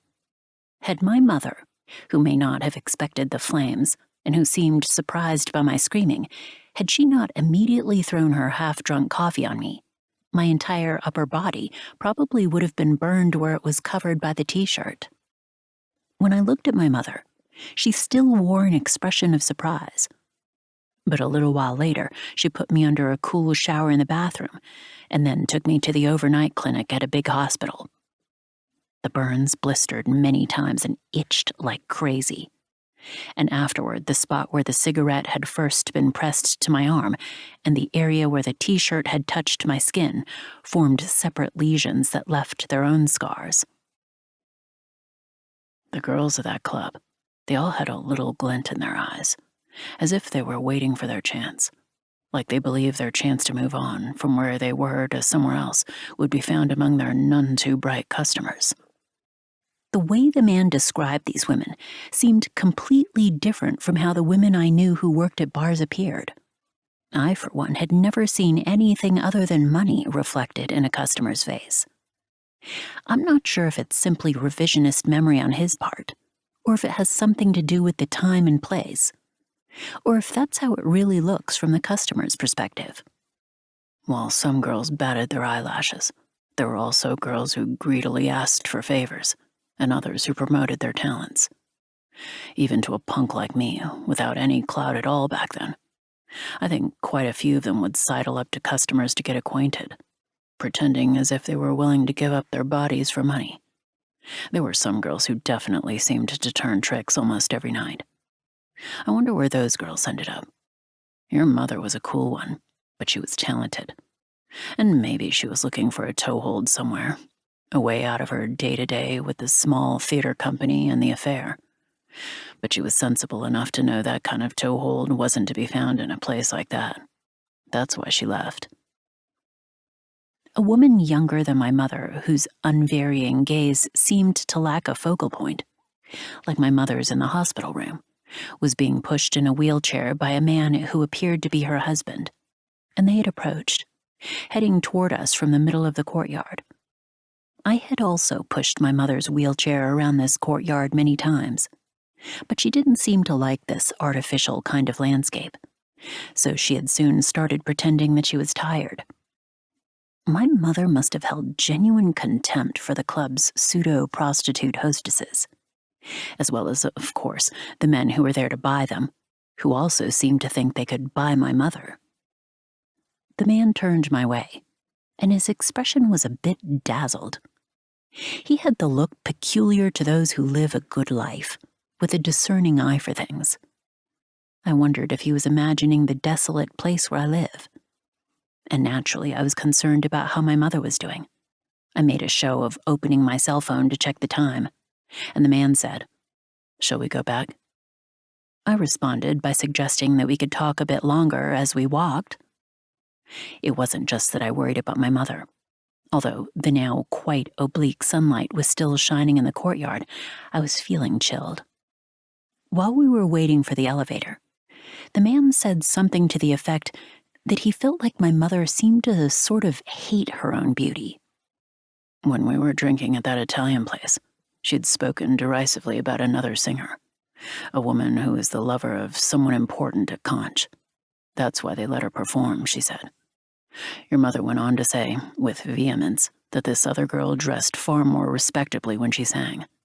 Not because she was such a good singer, but because she had an ugly birthmark on her back.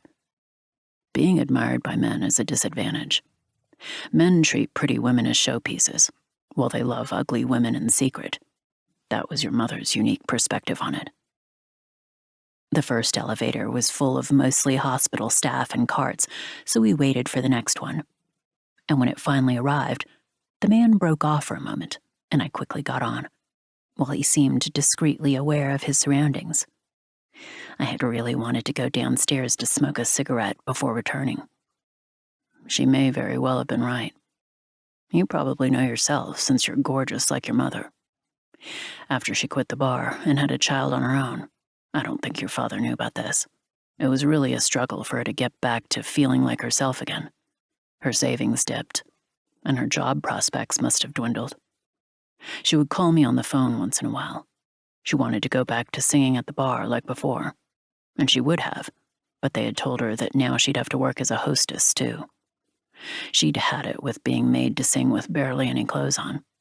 If, as they say, necessity knows no law, before long she'd end up sleeping with those men. And she cried to me and said that what scared her was being forced to attach a specific price to her body. At the time, I had just set up my own business and didn't have much money to spare, but I was willing to lend her whatever she needed and to offer what help I could. The elevator soon arrived at the floor my mother's room was on, after stopping twice along the way. It was only while a nurse had gotten on and then off again at the next floor that the man had paused his story and then instinctively resumed it. He stopped once again, and even though he and I were the only ones on the elevator, he held the door open for me to get off, and then cautiously stepped off himself. With apparently no intention of coming to my mother's hospital room, he stopped and stood at the elevator bank. Maybe your mother was too much of a good girl. She seemed to have so much pride, but either she wasn't the type to turn bad, or she was destabilized from having just had a baby. I was so naive, though. She could have cheated me out of however much she wanted and left me drowning and dead. I used to see her from time to time, but she'd say that she wouldn't take any help, or that she couldn't imagine being bought by a man, kept in a box, or selected to be displayed on a shelf with other women. She'd rather do the hustling herself. She wasn't in love with me, but she did love your father. For some reason, there had been steady traffic on the elevators, and since we had been standing there, the elevator hall had gradually filled with people. Visitors on their way home, doctors and hospital staff, pajama-clad patients, perhaps on their way to buy something at the shop. Their eyes scanned the indicator lights above the elevators. It's against the rules for me to tell these things to you, her daughter. Still, the relationship we had continued, on again, off again, even after I got married. But eventually, without things ever really coming to an end, it seems that your mother became unable to keep in touch by phone or text. The man's voice had dropped to a whisper in the crowded corridor, but now it seemed to have grown just a bit louder. I thought she had longer to live, he said, at a volume that wouldn't travel more than a few meters amid the noise, but that nonetheless had the timbre of a shout. I thought she'd live a little longer, so I hope you'll accept this money. It's what I intended to give her for the time she had left. I won't come again. Were I to see your mother's face, I don't think I'd be able to leave her side, not until she took her last breath. She would never allow herself to be watched over by the likes of me, someone who bought her with money. She has too much pride. She wouldn't let a customer keep vigil. The man lightly grasped my hand with the paper bag in it, and I was surprised by the warmth of his hands. My own hands were ice cold from the early winter air, and it would take some time before they returned to normal temperature. The abbreviated interval between the creak of the door and the key turning in the lock still echoed in my ears as I cast a glance around the desolate table, pulled off my low-heeled booties, and from the handbag I had set down at my feet, took out the paper bag with its top folded down. A lot of customers at the bars in this district paid in cash rather than running a tab or using a credit card, so I was used to seeing wads of bills and could usually tell the amount by their weight and bulk. But I hadn't wanted to open the bag in the hospital room with my mother, even if her gaze was unfocused. I folded my legs under me and sat on my heels, right there in the entryway, and looked at the 4 thick banking envelopes that had been inside the paper bag, taking one and opening it to see that there were 2 stacks of 1,000,000 yen, each with bank tape wrapped around it. I stuck my hand inside the bag and touched the other envelopes. They all seemed to be the same thickness. When I had returned to my mother's room, she had already woken up and was breathing audibly, her mouth open as she stared at me without speaking. Either she intentionally made a noise, or else the sound escaped from her throat while she was wheezing. But a couple of times I could hear what seemed like a groan. I drew closer and used the remote control to lower the reclining angle of her bed a little, but she grumbled, as if to imply this was no good, so then I raised it a bit, which brought no complaint, and the sound of her breathing did seem more at ease, if only slightly. I had often been uncertain about what my mother was thinking, even before her illness robbed her of most of her words. Her mood will change inexplicably sometimes, and she can be stubborn about the strangest things. Despite that, I still know her better than I know anyone else, and that remains true even now that she's lost the ability to speak. Although, according to the calendar, it's too soon to call it winter, the sun is setting much earlier, and when I'd been in the courtyard, the air had the hue of noontime. But back in the hospital room, the light outside the window has a slightly warmer tone, and the sunlight that shines on part of the bed even more so. The days have gotten shorter. Perched on the utmost edge of my mother's bed, rather than in the chair, I spoke, without expecting her to respond. Since my mother had returned to the hospital, while at times she could manage a reply with a yes or right, other times she didn't answer at all, or said strange things very loudly. She no longer had the facility to keep up appearances with excessively self-conscious poetic phrases the way she used to. Yes, they have. At this unexpected and clearly enunciated reply, I peered directly at my mother's face rather than gazing at her sidelong as I had been. But it appeared to have been more of a reflexive reaction than a deliberate response. Sure enough, the focus of her eyes was fluctuating somewhere indeterminate. A man came by. Oh. He gave me money. Oh. We were even poorer than I thought? Right. Then you should have married that guy. Yes. Aside from the fact that you had a kid with someone else, you could have been like any other rich and well-kept wife. You wouldn't have had anything to hide. You wouldn't have had to sing half naked, and you probably wouldn't have gotten sick. You could have written as much poetry as you like, whether it made you any money or not. I rattled on, knowing there was no longer any meaning attached to my mother's reactions. Never in my life had I asked her so many questions. My mother would occasionally pepper me with questions, but I hardly ever asked her about anything. Will you be home tomorrow night? Why doesn't my father live with us? How much do you make from language classes and selling your poetry collections? Why do you put on makeup and wear stockings even when you're not going to see anybody else? How come you don't get angry about me smoking and drinking? Why am I not allowed to see my father? Do you know what kind of work I do in this district? Do you know when I'm lying to you? Why did you burn me instead of beating me or kicking me out? I hadn't asked her any of these questions. Right after I got my period for the first time, my friend from junior high who went with me to buy pads gave me condoms for some reason, and I put them in my bag. But the next morning they were gone. Did you throw them away? My mother's reactions had grown sluggish, and her eyes were halfway closed. So I tried asking something from among the unasked questions that didn't have any particular significance or meaning attached to it. Sure enough, there was no response. I picked up the remote control, now sandwiched between the mattress and the bed frame, and brought my mother's position a little more parallel to the floor. This time my mother uttered nothing about whether she was comfortable or not. A nurse arrived with dinner, and I half stood to take the tray from her, bringing the table in front of my mother and setting it down there for now, though she wasn't going to eat it anyway. I then sat back down, taking up as little territory as possible on the edge of the bed. I guess my burn doesn't really have anything to do with my father, does it? My mother, having only barely brushed the meal tray with her fingers, not even touching the hot tea, now had her head slightly askew on the pillow and had closed her eyes. I had spoken those words even more softly, so she would have barely been able to hear me. My mother did not open her eyes.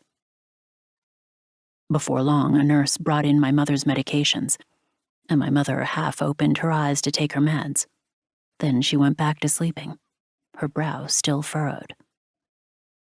Had it been her own skin that my mother wanted to burn?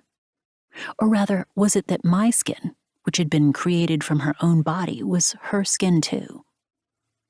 I opened the other envelopes for the briefest glimpse inside to check the size of the wads, and I realized that I didn't have a drawer that locked or a safe in my apartment. Up until now, I'd never brought home any sum that amounted to more than a month's salary, not counting the daily wage, and even that had fines and the cost of hair and makeup deducted from it, and nothing else here was expensive or valuable. My body heavy and stiff, I hauled myself up from the entryway, set the paper bag on the low table, and, putting my purse down beside me, sit on a cushion on the floor and light a cigarette.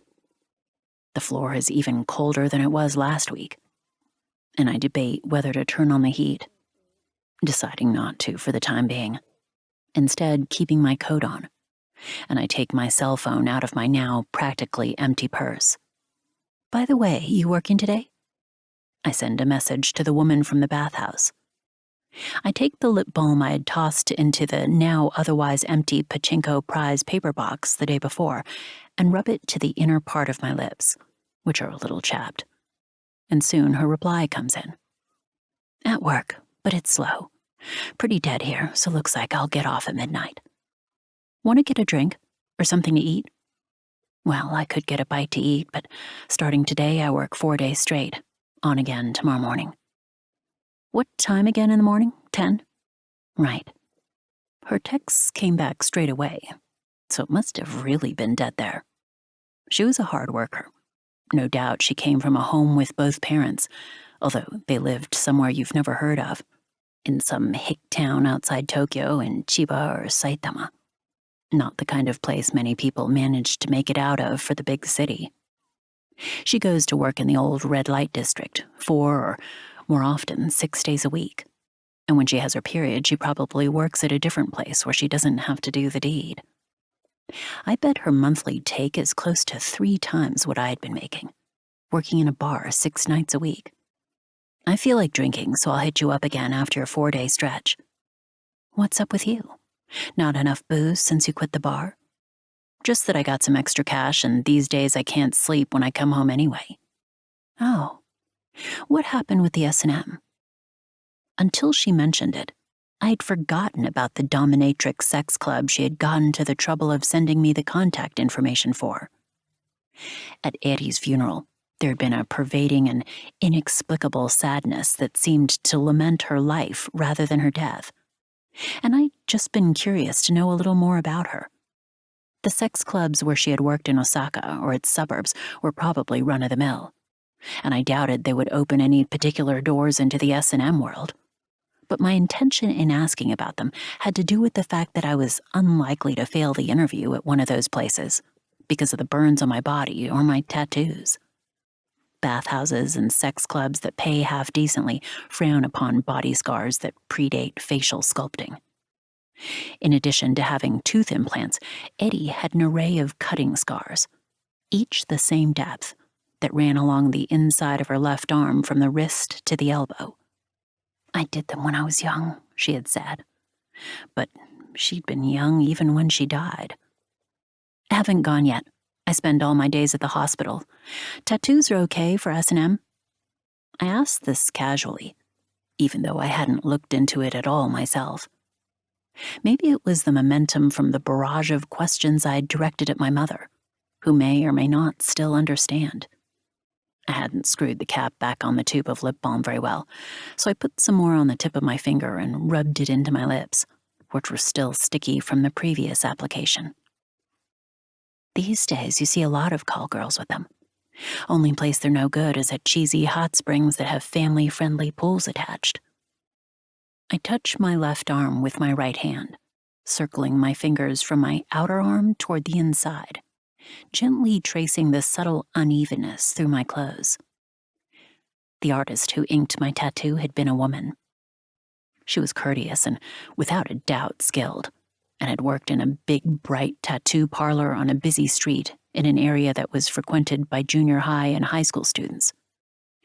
Rather than create designs herself, she preferred to work from drawings or photographs customers brought in with them, inking tattoos that accurately and beautifully reflected their requests. So I showed her a few motifs from a tattoo magazine that she diligently followed, even using a variety of black tones in somewhat atypical ways where my burn scars were, thus rendering them completely inconspicuous. I ran my fingers over the same spot repeatedly, my fingers remembering the extra texture there, until it felt as though the unevenness was practically gone. And when I touched the places I had tattoos where there weren't scars, like where there were thick black lines, the texture felt a bit like welts. "I'm going out drinking. Maybe I'll go see that host." Lol. You should take advantage of those street touts and go begging for a shokai instead of wasting your money on some guy. I acknowledged the message from the woman from the bathhouse, and then I texted the host that had been Eddie's shime. I didn't know how often he checked his messages while he was working. If I didn't hear back from him, I could do like the bathhouse woman said and just drink at some club for the newbie price of 3 or 5,000 yen. I had already roused myself while I was still typing the text. I hadn't washed my hands yet since coming home, so I went to the bathroom, washed my hands with soap, and dried them with the well-worn bath towel left on top of the washing machine. Then brought my face close to the mirror to check if my makeup was okay. I took the folding mirror and ceramic curling iron and went back out to sit on the floor in front of the table. If the lighting isn't bright enough, my makeup tends to be too heavy. But when I'm going out at night, heavy makeup is a good thing. I shoved a stick with a bunch of Asian lettering on it up my nose to perk myself up. And then I added a few pencil strokes to the inner corners of my eyebrows. Originally, the inhaler stick just contained menthol, but there's a Chinese dude who sells it with some other powder in it. As I wiped caked makeup from the outer corners of my eyes with a cotton swab, I tried to remember when I met him. I'm sure it was through someone who worked for one of Eddie's customers. My phone rang. It was the host. "Good morning. What's up?" "Wait, you're not at the club now?" The sound in the background is definitely not that of the host club. The singer of a rock band that was wildly successful about a decade ago is singing an unfamiliar song. I can't tell if it's a new song or an old album playing. "At the salon. I came in thinking I'd get a haircut, but the stylist told me I've got gray, so I'm getting it dyed, which takes forever. Guess I'll be fashionably late." The salon must be in this neighborhood. At this hour, any type of business can be bustling, whether it's a hair or nail salon, or even a restaurant serving grilled beef tongue. I dared to be like the sitting duck in the proverb, walking in with a leek on my back, ready to be cooked. "I'll come in for a drink. What time will you get to the club? We could even meet up and go there together. I'm drinking tequila and champagne." "Why? Did something happen?" The host's voice was light and cordial, rather than grave or amused. A veteran.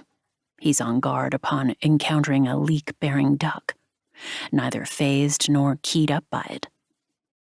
In the short breaks in our conversation, I could hear the music even more clearly. I strained my ears to focus on the lyrics, only to be put off when I heard my name being likened to an angel. "I can't think of a place to go drinking. What time will you be at the club?" I persisted, aware that he was on guard. "Do you want to talk outside?" "The club is fine. The louder the better, actually." "I'm done here, but the salon is near the station, so it'll take me about 30 minutes. The host sounded acquiescent, so I hung up and, using the pad of my finger, smeared some glittery eyeshadow onto my lids. The voice of the rock singer echoed in my head, more so than the host's, but I don't have anything in my apartment for playing music to block it out. The heap of cigarette butts in the ashtray was close to spilling over, and the cigarette I'd put out before had ignited one of the old butts, which was smoldering a little. I opened a plastic bottle that had been under the table since who knows when, and poured some water over it to extinguish the smoke. It stunk, but I was going out, so I didn't care. I put 2 of the envelopes the man gave me on the shelf under the sink, and another one in the drawer under my bed where I keep my underwear. Then I opened the last one and started to take out one of the stacks of bills. But on second thought, I stuffed it back in and put the envelope with both stacks in my purse. I'd be nervous to walk around carrying 8 million yen, but 2 million is fine. This district is rife with women walking around with 2 million yen. Nearly the same number who say they want to die. In an attempt to make up for the earlier broken rhythm, and with the sound of the rock band still playing in my head, I turned the key in the lock, and while that sound still echoed, I firmly pulled open the door that leads to the staircase, making a metallic creak. Even though pulling versus pushing the door created a different effect, it followed a much more regular rhythm than before. As I hurried down the stairs, any sense of guilt, which I hadn't felt in a long time, was drowned out by the clicking of my heels. With the right side of my body, I heave my weight against the door, which gives with unexpected momentum as it swings open. That momentum propels me to step forward into the carpeted corridor, and when I let go of the door, it closes with painstaking yet deliberate slowness so as not to make a sound. Ultimately, the gentle, elegant noise it does emit serves to inform that the door has fully closed. I walk down the corridor, where my heels are silent, and sticking out the knuckle of my middle finger, I push the lower of 2 buttons in between the 2 elevators. A barely perceptible sound signifies that an elevator has responded and is heading toward this floor. And after a short wait, a flat mechanical sound indicates its arrival. The interior of the elevator floor is cushioned with a rubbery material. No sound from my heels. It has been a long time since I left for the hospital from a place other than my own apartment. Before my mother came to stay with me, when she was still able to change her own underwear and get up, albeit slowly, to use the ensuite toilet in her room, I would arrive from the nail salon or a restaurant. Since she'd returned to the hospital, when I went straight there in the mornings, leaving was always preceded by the creak of the door and the click of my heels on the stairs. I waited impatiently for each of the 2 automatic glass doors, with an intercom in between, to open. And when I stepped out onto the sidewalk of the avenue, I noticed the remarkable amount of dog hair stuck to my skirt. So I stood there for a moment and brushed it off with my hand. The host lived 2 stops away from the district where his club was, on the west side of the station. I had gotten here by taxi, but I knew this street. What's more, I knew exactly how to get to the station. I used to live on the east side of the station with my mother. Compared to the west side, with its new condominiums lining the wide avenues, all the streets on the east side were old and run down, with nothing worth mentioning about them other than how cheap the rent was for a location that could be considered within central Tokyo, albeit just barely. My elementary school had been on the east side, and my junior high school on the west side. My housewife friend who had disappeared with another man, she grew up on the east side, but she had been living on the west side in a condo her husband had bought. "How come you live there? Isn't it out of the way?" I had asked this of the host after ordering a third round of 5-shot sets of tequila, when my peripheral vision had gotten pretty blurry. A couple of young hosts had joined us to drink tequila, but neither of them were making much conversation. So I ended up talking the whole time to the veteran host, Eddie's consultant. It seemed like one of his shime clients had shown up, but apparently he sent her home before the club closed, when I was leaving. "If it were closer to the club, these guys would crash there all the time," the host said, gesturing casually at the younger ones. One of them started talking, prattling on about how he'd been a couch surfer at the previous place, how that apartment had been awesome, and how he wished the host would get another place nearby. But he'd also been to where he lives now, and that place was nice, and so on and so forth. I lost interest in hearing any more details. What I was asking about wasn't why he lived so far from the club. I wanted to know why he chose to live in that particular neighborhood. The quickest way to get from the avenue to the station would be to turn at the corner where the big supermarket is, and take the narrow street lined with convenience stores and pachinko parlors. But for some reason, I decided to continue along the avenue, turning at the crossroad and going over the railroad crossing in order to pass through the jumble of streets on the east side of the station. I anticipated that the railroad crossing wouldn't be open. It never was. But as it came into view, the gate arms swung open as if it had been waiting for me, and I headed east almost without having to break my stride. A few familiar shops were still there, and a few new chain stores had appeared, and a few storefronts were shuttered. Further east, there's an elementary school, and if you climb the hill beyond that, it's not far to my mother's apartment, probably still full of her things. But I turned right onto a narrow street that ran parallel to the tracks and headed toward the station. I have a key to her place, but I don't carry it with me. I grew up in that rather nondescript 2-room apartment. One room has a tatami floor, and the other gray carpeting, just about the same size as the one I live in now. My mother's desk and bookshelves were in the carpeted room that had a small balcony attached. In the tatami room, there was a low table where we ate our meals, and where I did my homework. And at night, we pushed it aside and laid out our futons. The 2 rooms were separated by just a sliding door, so there was no wasted space at all. And a small kitchen was connected to the tatami room, with the front door located on the other side. Only in the dead of winter did we have to use a balanced flue to fill the bathtub, and otherwise, the apartment had excellent exposure. My memories from when I was little are flooded with bright sunlight. The thin sliding door didn't require much effort to open, but my mother would sometimes sequester herself behind it when she was working. Leaving it open basically made the 2 rooms feel like one. Up until I started elementary school, I never saw that door closed, so my mother may have detached it and put it away somewhere. I never had a curfew, nor was I ever forced to take extracurriculars or pursue a certain career path, as many of my classmates were. Eventually, that thin sliding door, easily opened at any time, became insufficient, and I started spending more time out at night with my friends.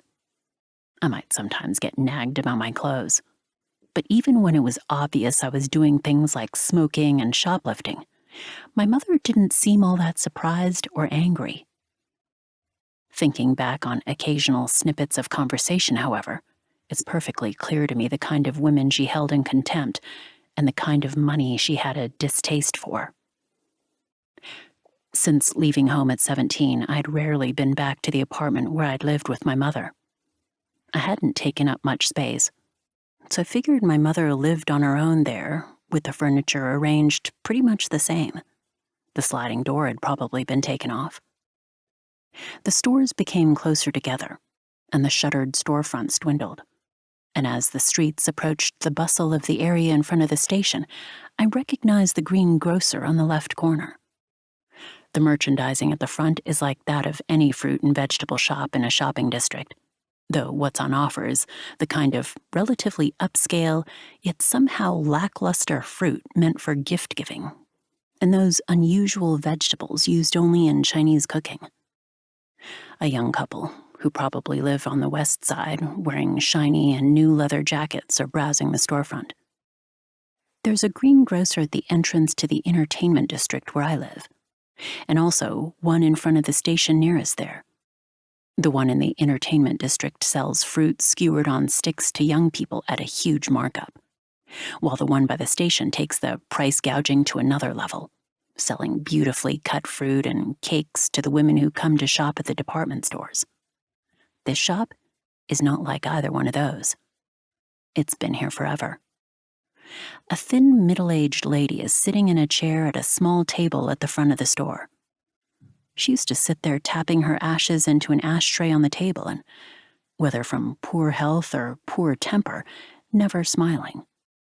She's still sitting there, looking almost exactly the same as when I was in junior high, only older by that many years.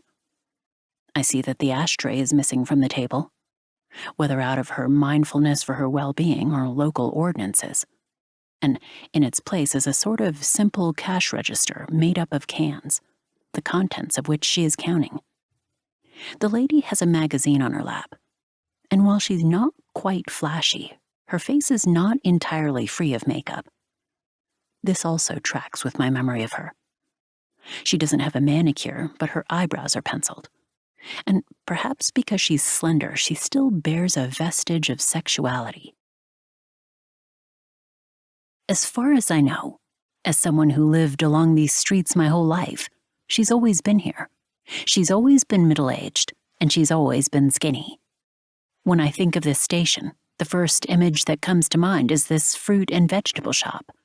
And when I think of this shop, all I see is this lady. When I was younger, I never bought fancy fruit, and my mother hated this shop. Realizing I could buy fresh squeezed fruit juice, I thought about bringing it to the hospital. Or I could buy gelatin with fruit in it. And as I was thinking this and peeking inside the shop, from out of nowhere, a man in his 30s wearing a suit and shopping for fruit came up diagonally behind me, asking in a brash voice, "Mother, can you make up an assortment for the same price as last time, but with different stuff?" Without so much as a smile, the lady directed him to a young employee, who asked the man in the suit a number of questions as he swiftly assembled a box. I headed toward the station, not having bought anything or said a word, my pace faster than intended. Now, at a fast walk that was almost a jog, my inner thighs felt funny. It must have been from where they came in contact with the host's hip bones. I remember having sex, but I don't remember whether he came or not.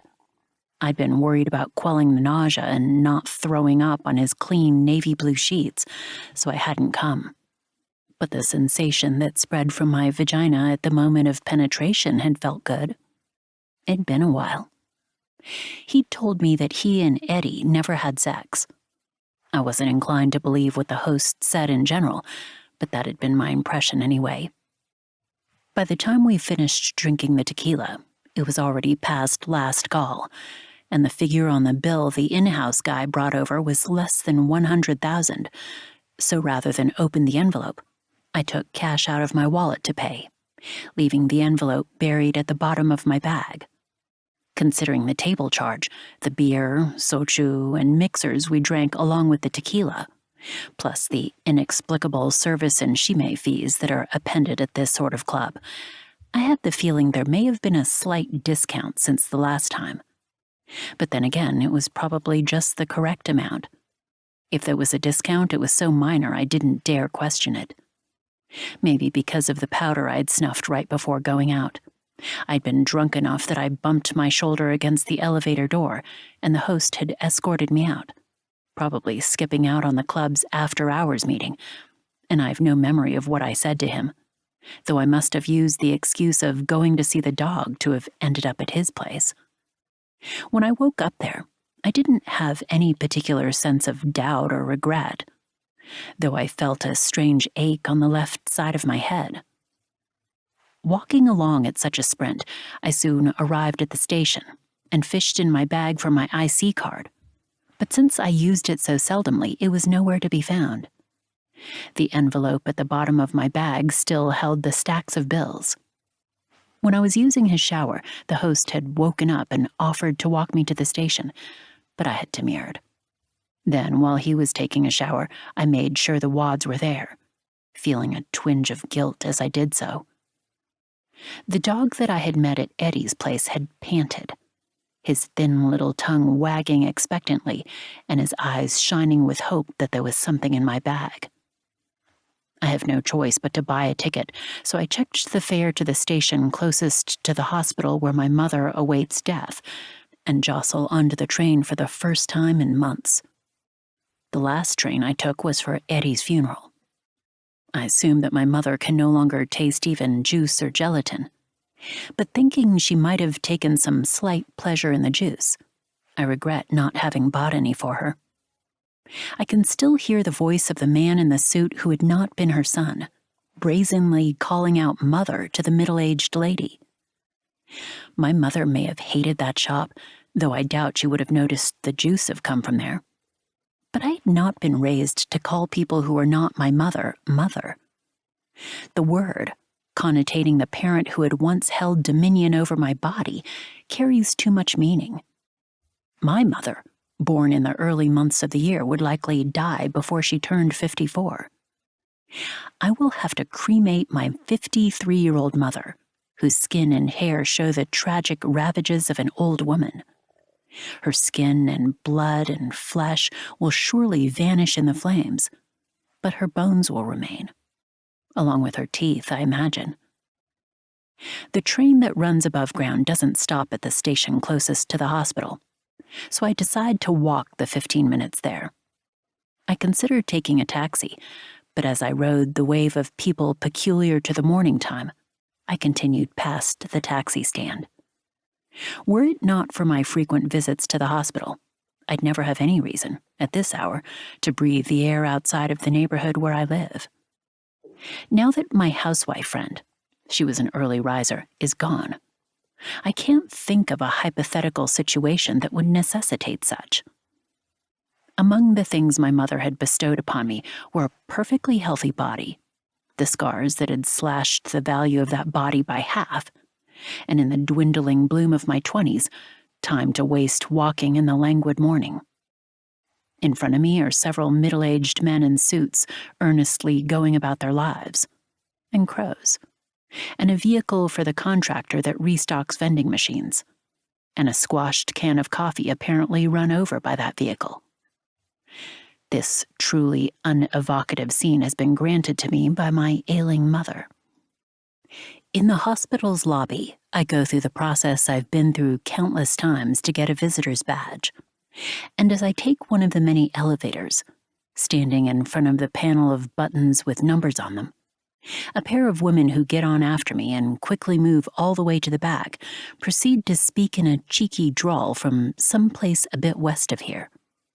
Do they or don't they realize I can hear them, making comments about the tattoo on my left wrist?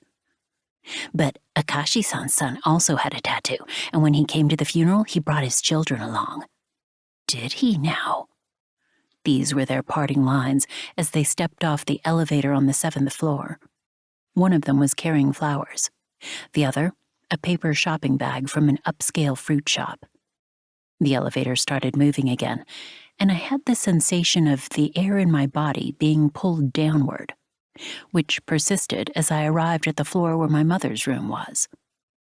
A nurse I recognized had been standing there at the elevator bank, and I nodded to her, then headed toward my mother's room, walking briskly so no one could look at me too closely.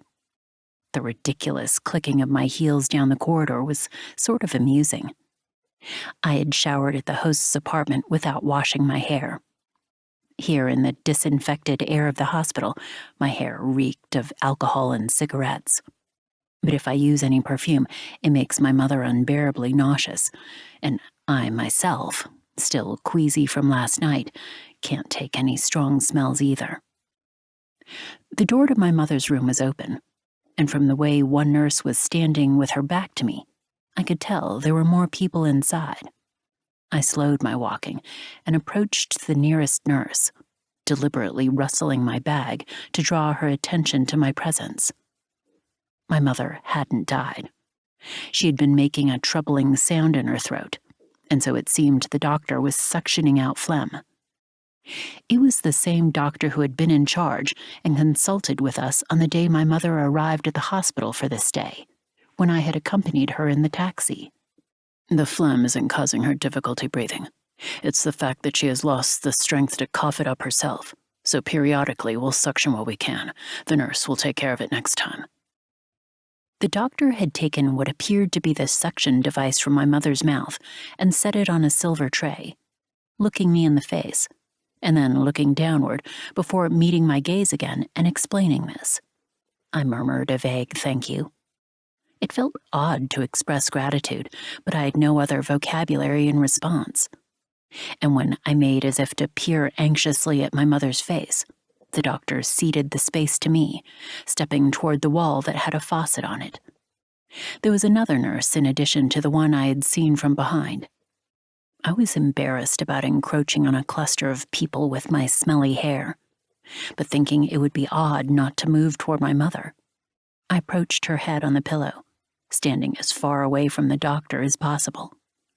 With a slight smile, my mother said something to the effect of, "They sucked it out for me," and then, quite clearly voicing her complaint, "I couldn't breathe."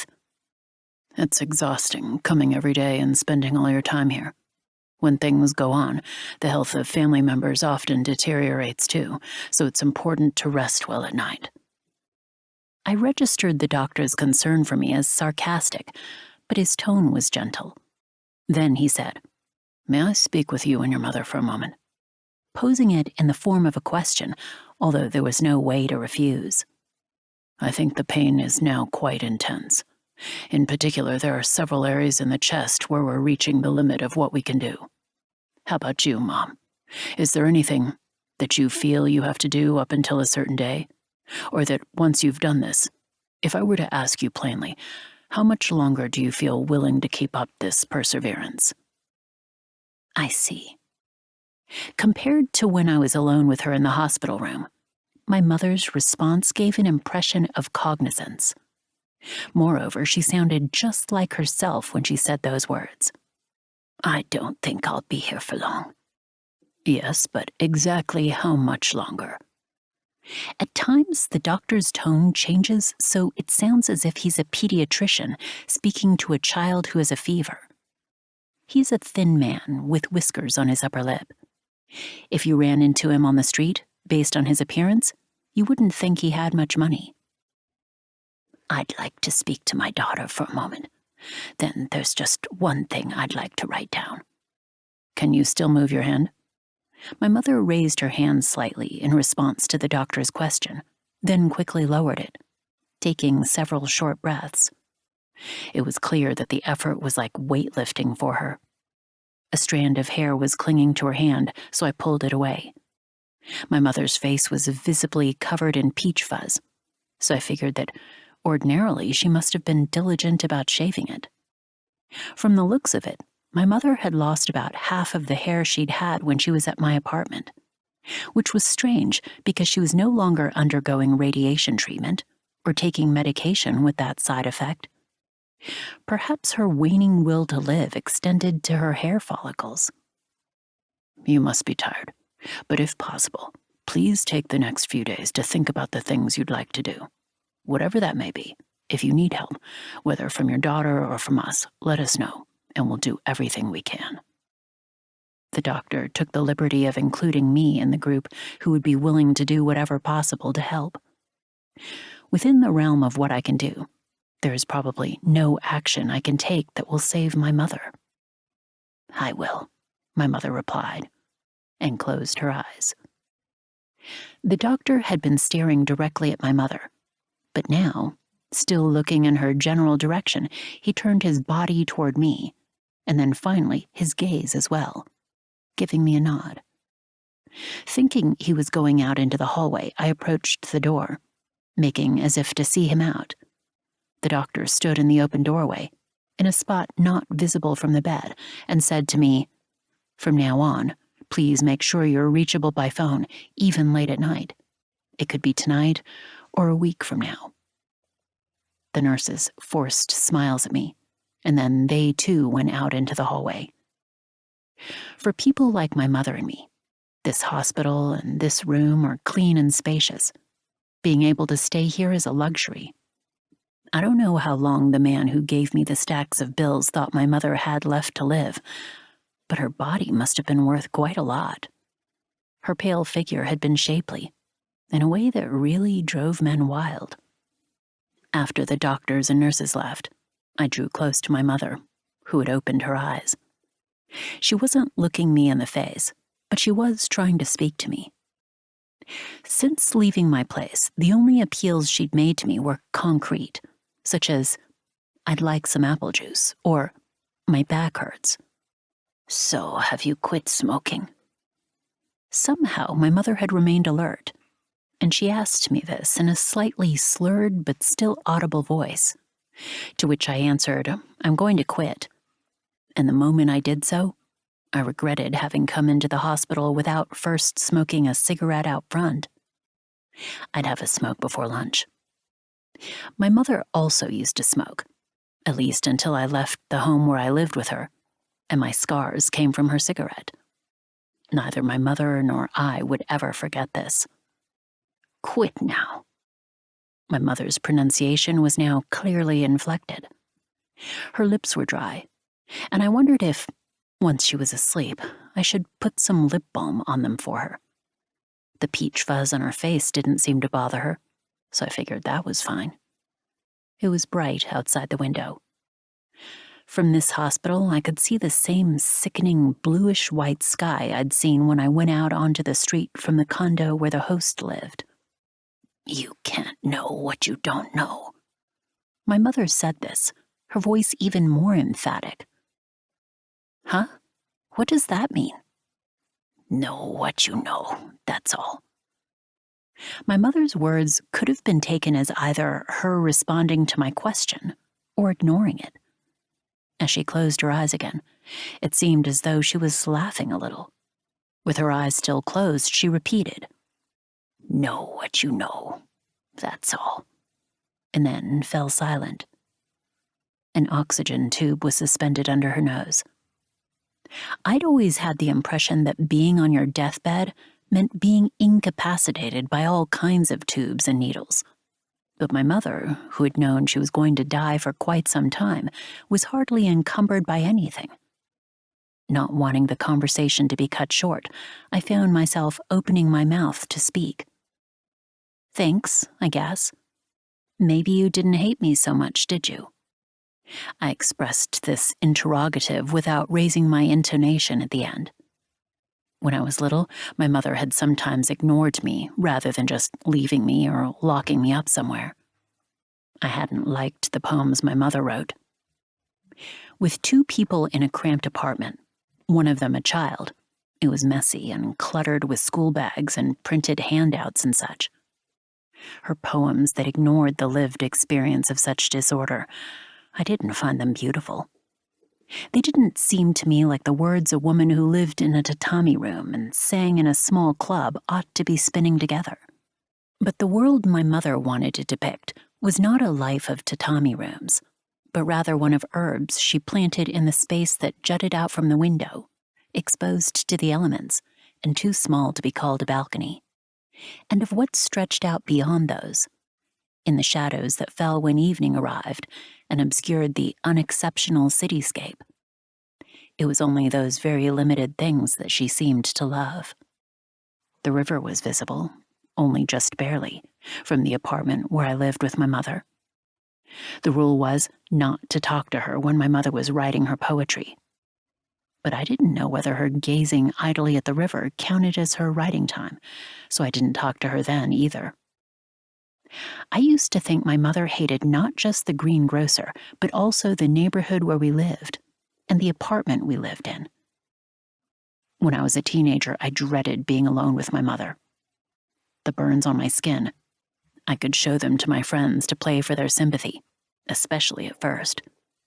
But once I left home, I didn't show them to anyone for a long time. The first job I got at a bar, I chose that one because my tattoos weren't finished yet, and the staff uniform there for waiting on customers was a suit rather than a skin-revealing dress.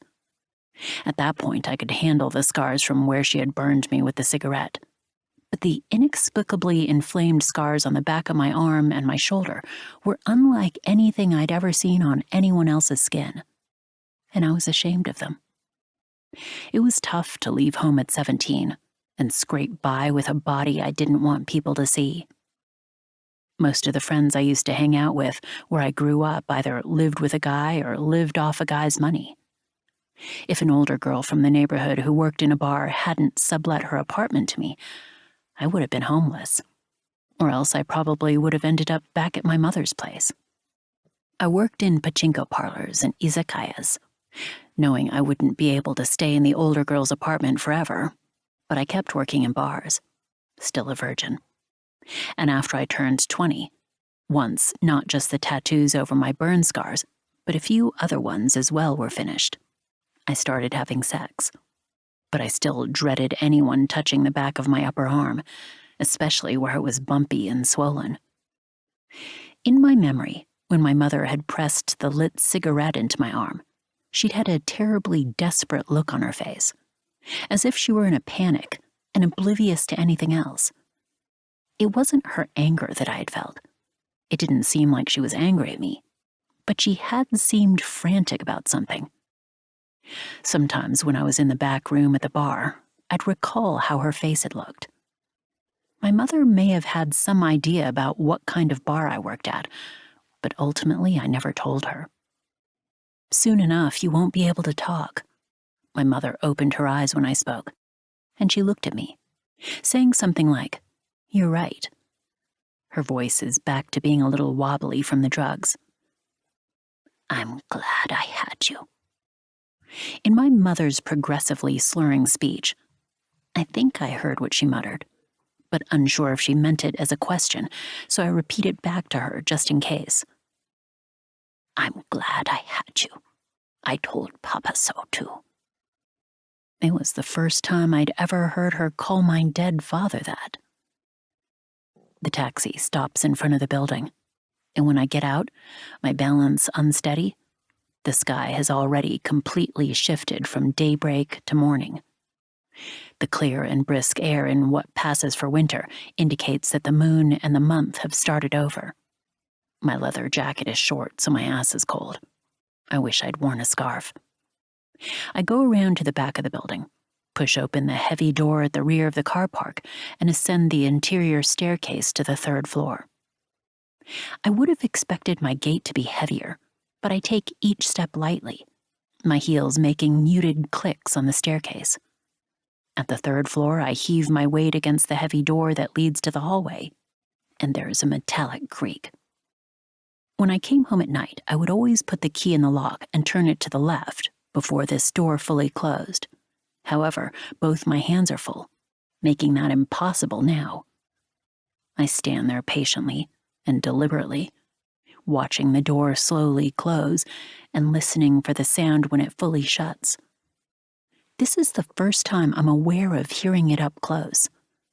I set down what I'm carrying in one hand, open my handbag to fish out my key, which I now put in the lock for the door to my apartment, turn it to the left, and hear a click as the latch releases. So much that I didn't hear before, when I dwelled in the rhythm between the creak and the turn of the key. Not that there was anything particularly unpleasant in that interval.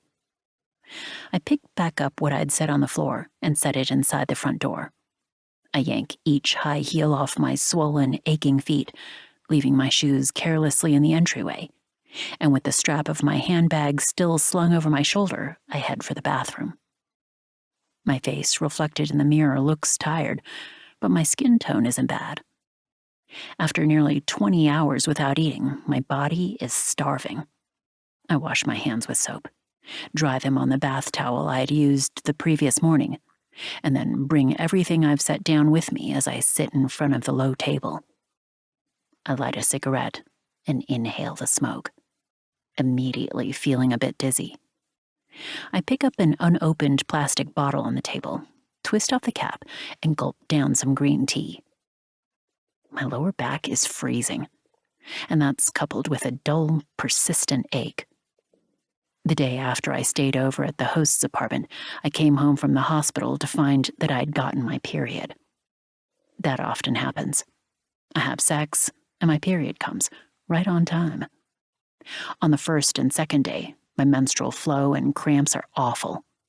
And even on the fourth day, like today, I might still have cramps and lower back pain. I felt like my period had been irregular into my 20s. But after a while, I figured out as long as I had sex even just once a month, my cycle would be almost like clockwork.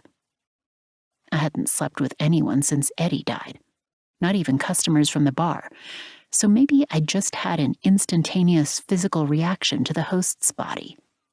For now, I set down beside me the armful I had been carrying, a paper shopping bag and the 2 bags of my mother's things, and finished smoking my cigarette. I could just throw out her toothbrush and cup. I'd have to go over to the apartment with the view of the river to clean and clear it out. But I doubted there was much of anything that ought to be kept or needed to be put into the casket. It was not in my mother's nature to needlessly save things. The paper shopping bag holds a small bouquet from the hospital massage therapist who came around to my mother's room a few days prior. I pulled over the bag that, for as long as I could remember, my mother had used to carry around what she needed for work when she'd be away from home for any length of time. Yesterday, my mother, in her hospital room, did not sleep. Since I timed my visits to leave for my apartment when she fell asleep, because she hadn't slept, I hadn't been able to leave. She was no longer speaking at all. Her temperature and blood pressure had dropped, and the awful breathing sounds that had been intermittent were now constant. The doctor and nurse would come in from time to time, take her blood pressure, and relay numbers that seemed improbable for a living being, say they'd be back, and then leave the room. At some point, only the nurse showed up. One time she suctioned out phlegm, but otherwise she just checked on my mother's condition. We were waiting for her to die. Once, when I had squeezed her hand, she'd squeezed back a little and looked more directly at me than usual. But with only the short, sporadic sounds of her breathing to go on, I couldn't tell what she might have been trying to say to me. When I let go of her hand, her breathing got even louder, so I held her hand almost the whole time. As the intervals between breaths became increasingly more drawn out, the nurse seemed to hang back by the entrance to the room, on standby. It wasn't as if my mother had anything confidential to whisper to me, so it would have been fine with me for her to come in. One time, my mother inhaled loudly, then stopped breathing. The nurse entered and was about to say something to me when my mother took in another loud breath. That turned out to be her last breath, though because I was distracted by what the nurse was going to say to me, I wasn't looking at my mother's face. I returned my gaze to her, and as I watched, her color and expression undeniably transformed to those of a dead person. Fighting the urgent need to pee, I listened as the nurse confirmed her death, and while the nurse was wiping her body clean, I went to the toilet in the hallway rather than the one attached to my mother's room. I was in a rush when I went into the bathroom, so hadn't checked, but after I peed and came out of the stall, I looked in the mirror, and my eyes were wide open. Like that time I dropped a tab in a club without cutting it in half, just chewed up the whole thing. I hadn't taken any drugs at the hospital, and the only thing I'd had before going out was an energy drink. I wondered if my body might have absorbed my mother's narcotics. I looked terrible. When I got home, the face I'd seen in the mirror was somewhat better, although my eyes were still sort of unnaturally saucer-like. The hollows of my eye sockets and under my eyes no longer seemed so profound. I figured my mother's bag probably hadn't even been opened during her final stay in the hospital, and knowing that the zipper was stiff, I gave it a hard, sideways pull. But except for an initial snag, it opened much more smoothly than I had expected. Inside were notebooks, writing implements, several books, a laptop computer, and an adapter for charging. It seemed like the computer needed to charge for a little while before it could be turned on. The notebook that first came out of the bag when I unzipped it wasn't so old. Judging from the date on the first page, she'd started using it after she learned she was dying from this illness. Though occasionally her handwriting was extremely shaky, there were plenty of parts that were entirely legible. Each page of the plain, unlined notebook seemed to have a limited amount of text, mostly just a few lines of notes. Here and there, a few pieces bore titles which, though they were short, made me think they were some kind of poem. A few seemed like song lyrics. If you told me that my mother had written them, fine, but plenty of them didn't seem like the kind of thing she would have written. A few were accompanied by little sketches, notably a drawing of a cat. Neither my mother nor I had ever had a cat. As I flipped through the pages, I was a little surprised by the dates. When my mother was at my apartment, dozing on the futon or eating a bite or two of food, she'd been so weak that the only thing she could manage by herself was to get up to go to the toilet. But a lot had been written during that time. "I can't finish writing my last poem from a hospital bed," she had said, so she had come to my place. But once she got there, I thought she hadn't had the strength or the energy for anything other than basic survival, a stage that had come sooner than I'd expected, and that she had never really intended to write any poems here, that the point had just been to spend a few days with me. I thought it was one or the other, but I didn't know which. It wasn't clear to me whether she'd had the inspiration to write or not, but I had believed that she departed this life without writing that final poem. As the pages neared the date when I had taken her to the hospital, there was one with a title, a headline with letters in katakana that said, "Door. Soon it will be nighttime. Are you all right?" There was a blank space, and then the remaining 3 lines. As I read them, I ran my fingers over the back of my upper arm repeatedly. The unevenness that had always troubled me so. The pads of my fingers couldn't find it. Neither the prominence nor the indentation seemed to be there. Even if I imagine a flame, making the barest of sounds as it touches my skin, my arm doesn't ache like it did before. The door will swing shut. When the door closes, no explanation is needed. I wish you would close it gently. This concludes Gifted by Suzumi Suzuki, narrated by Cindy Kay.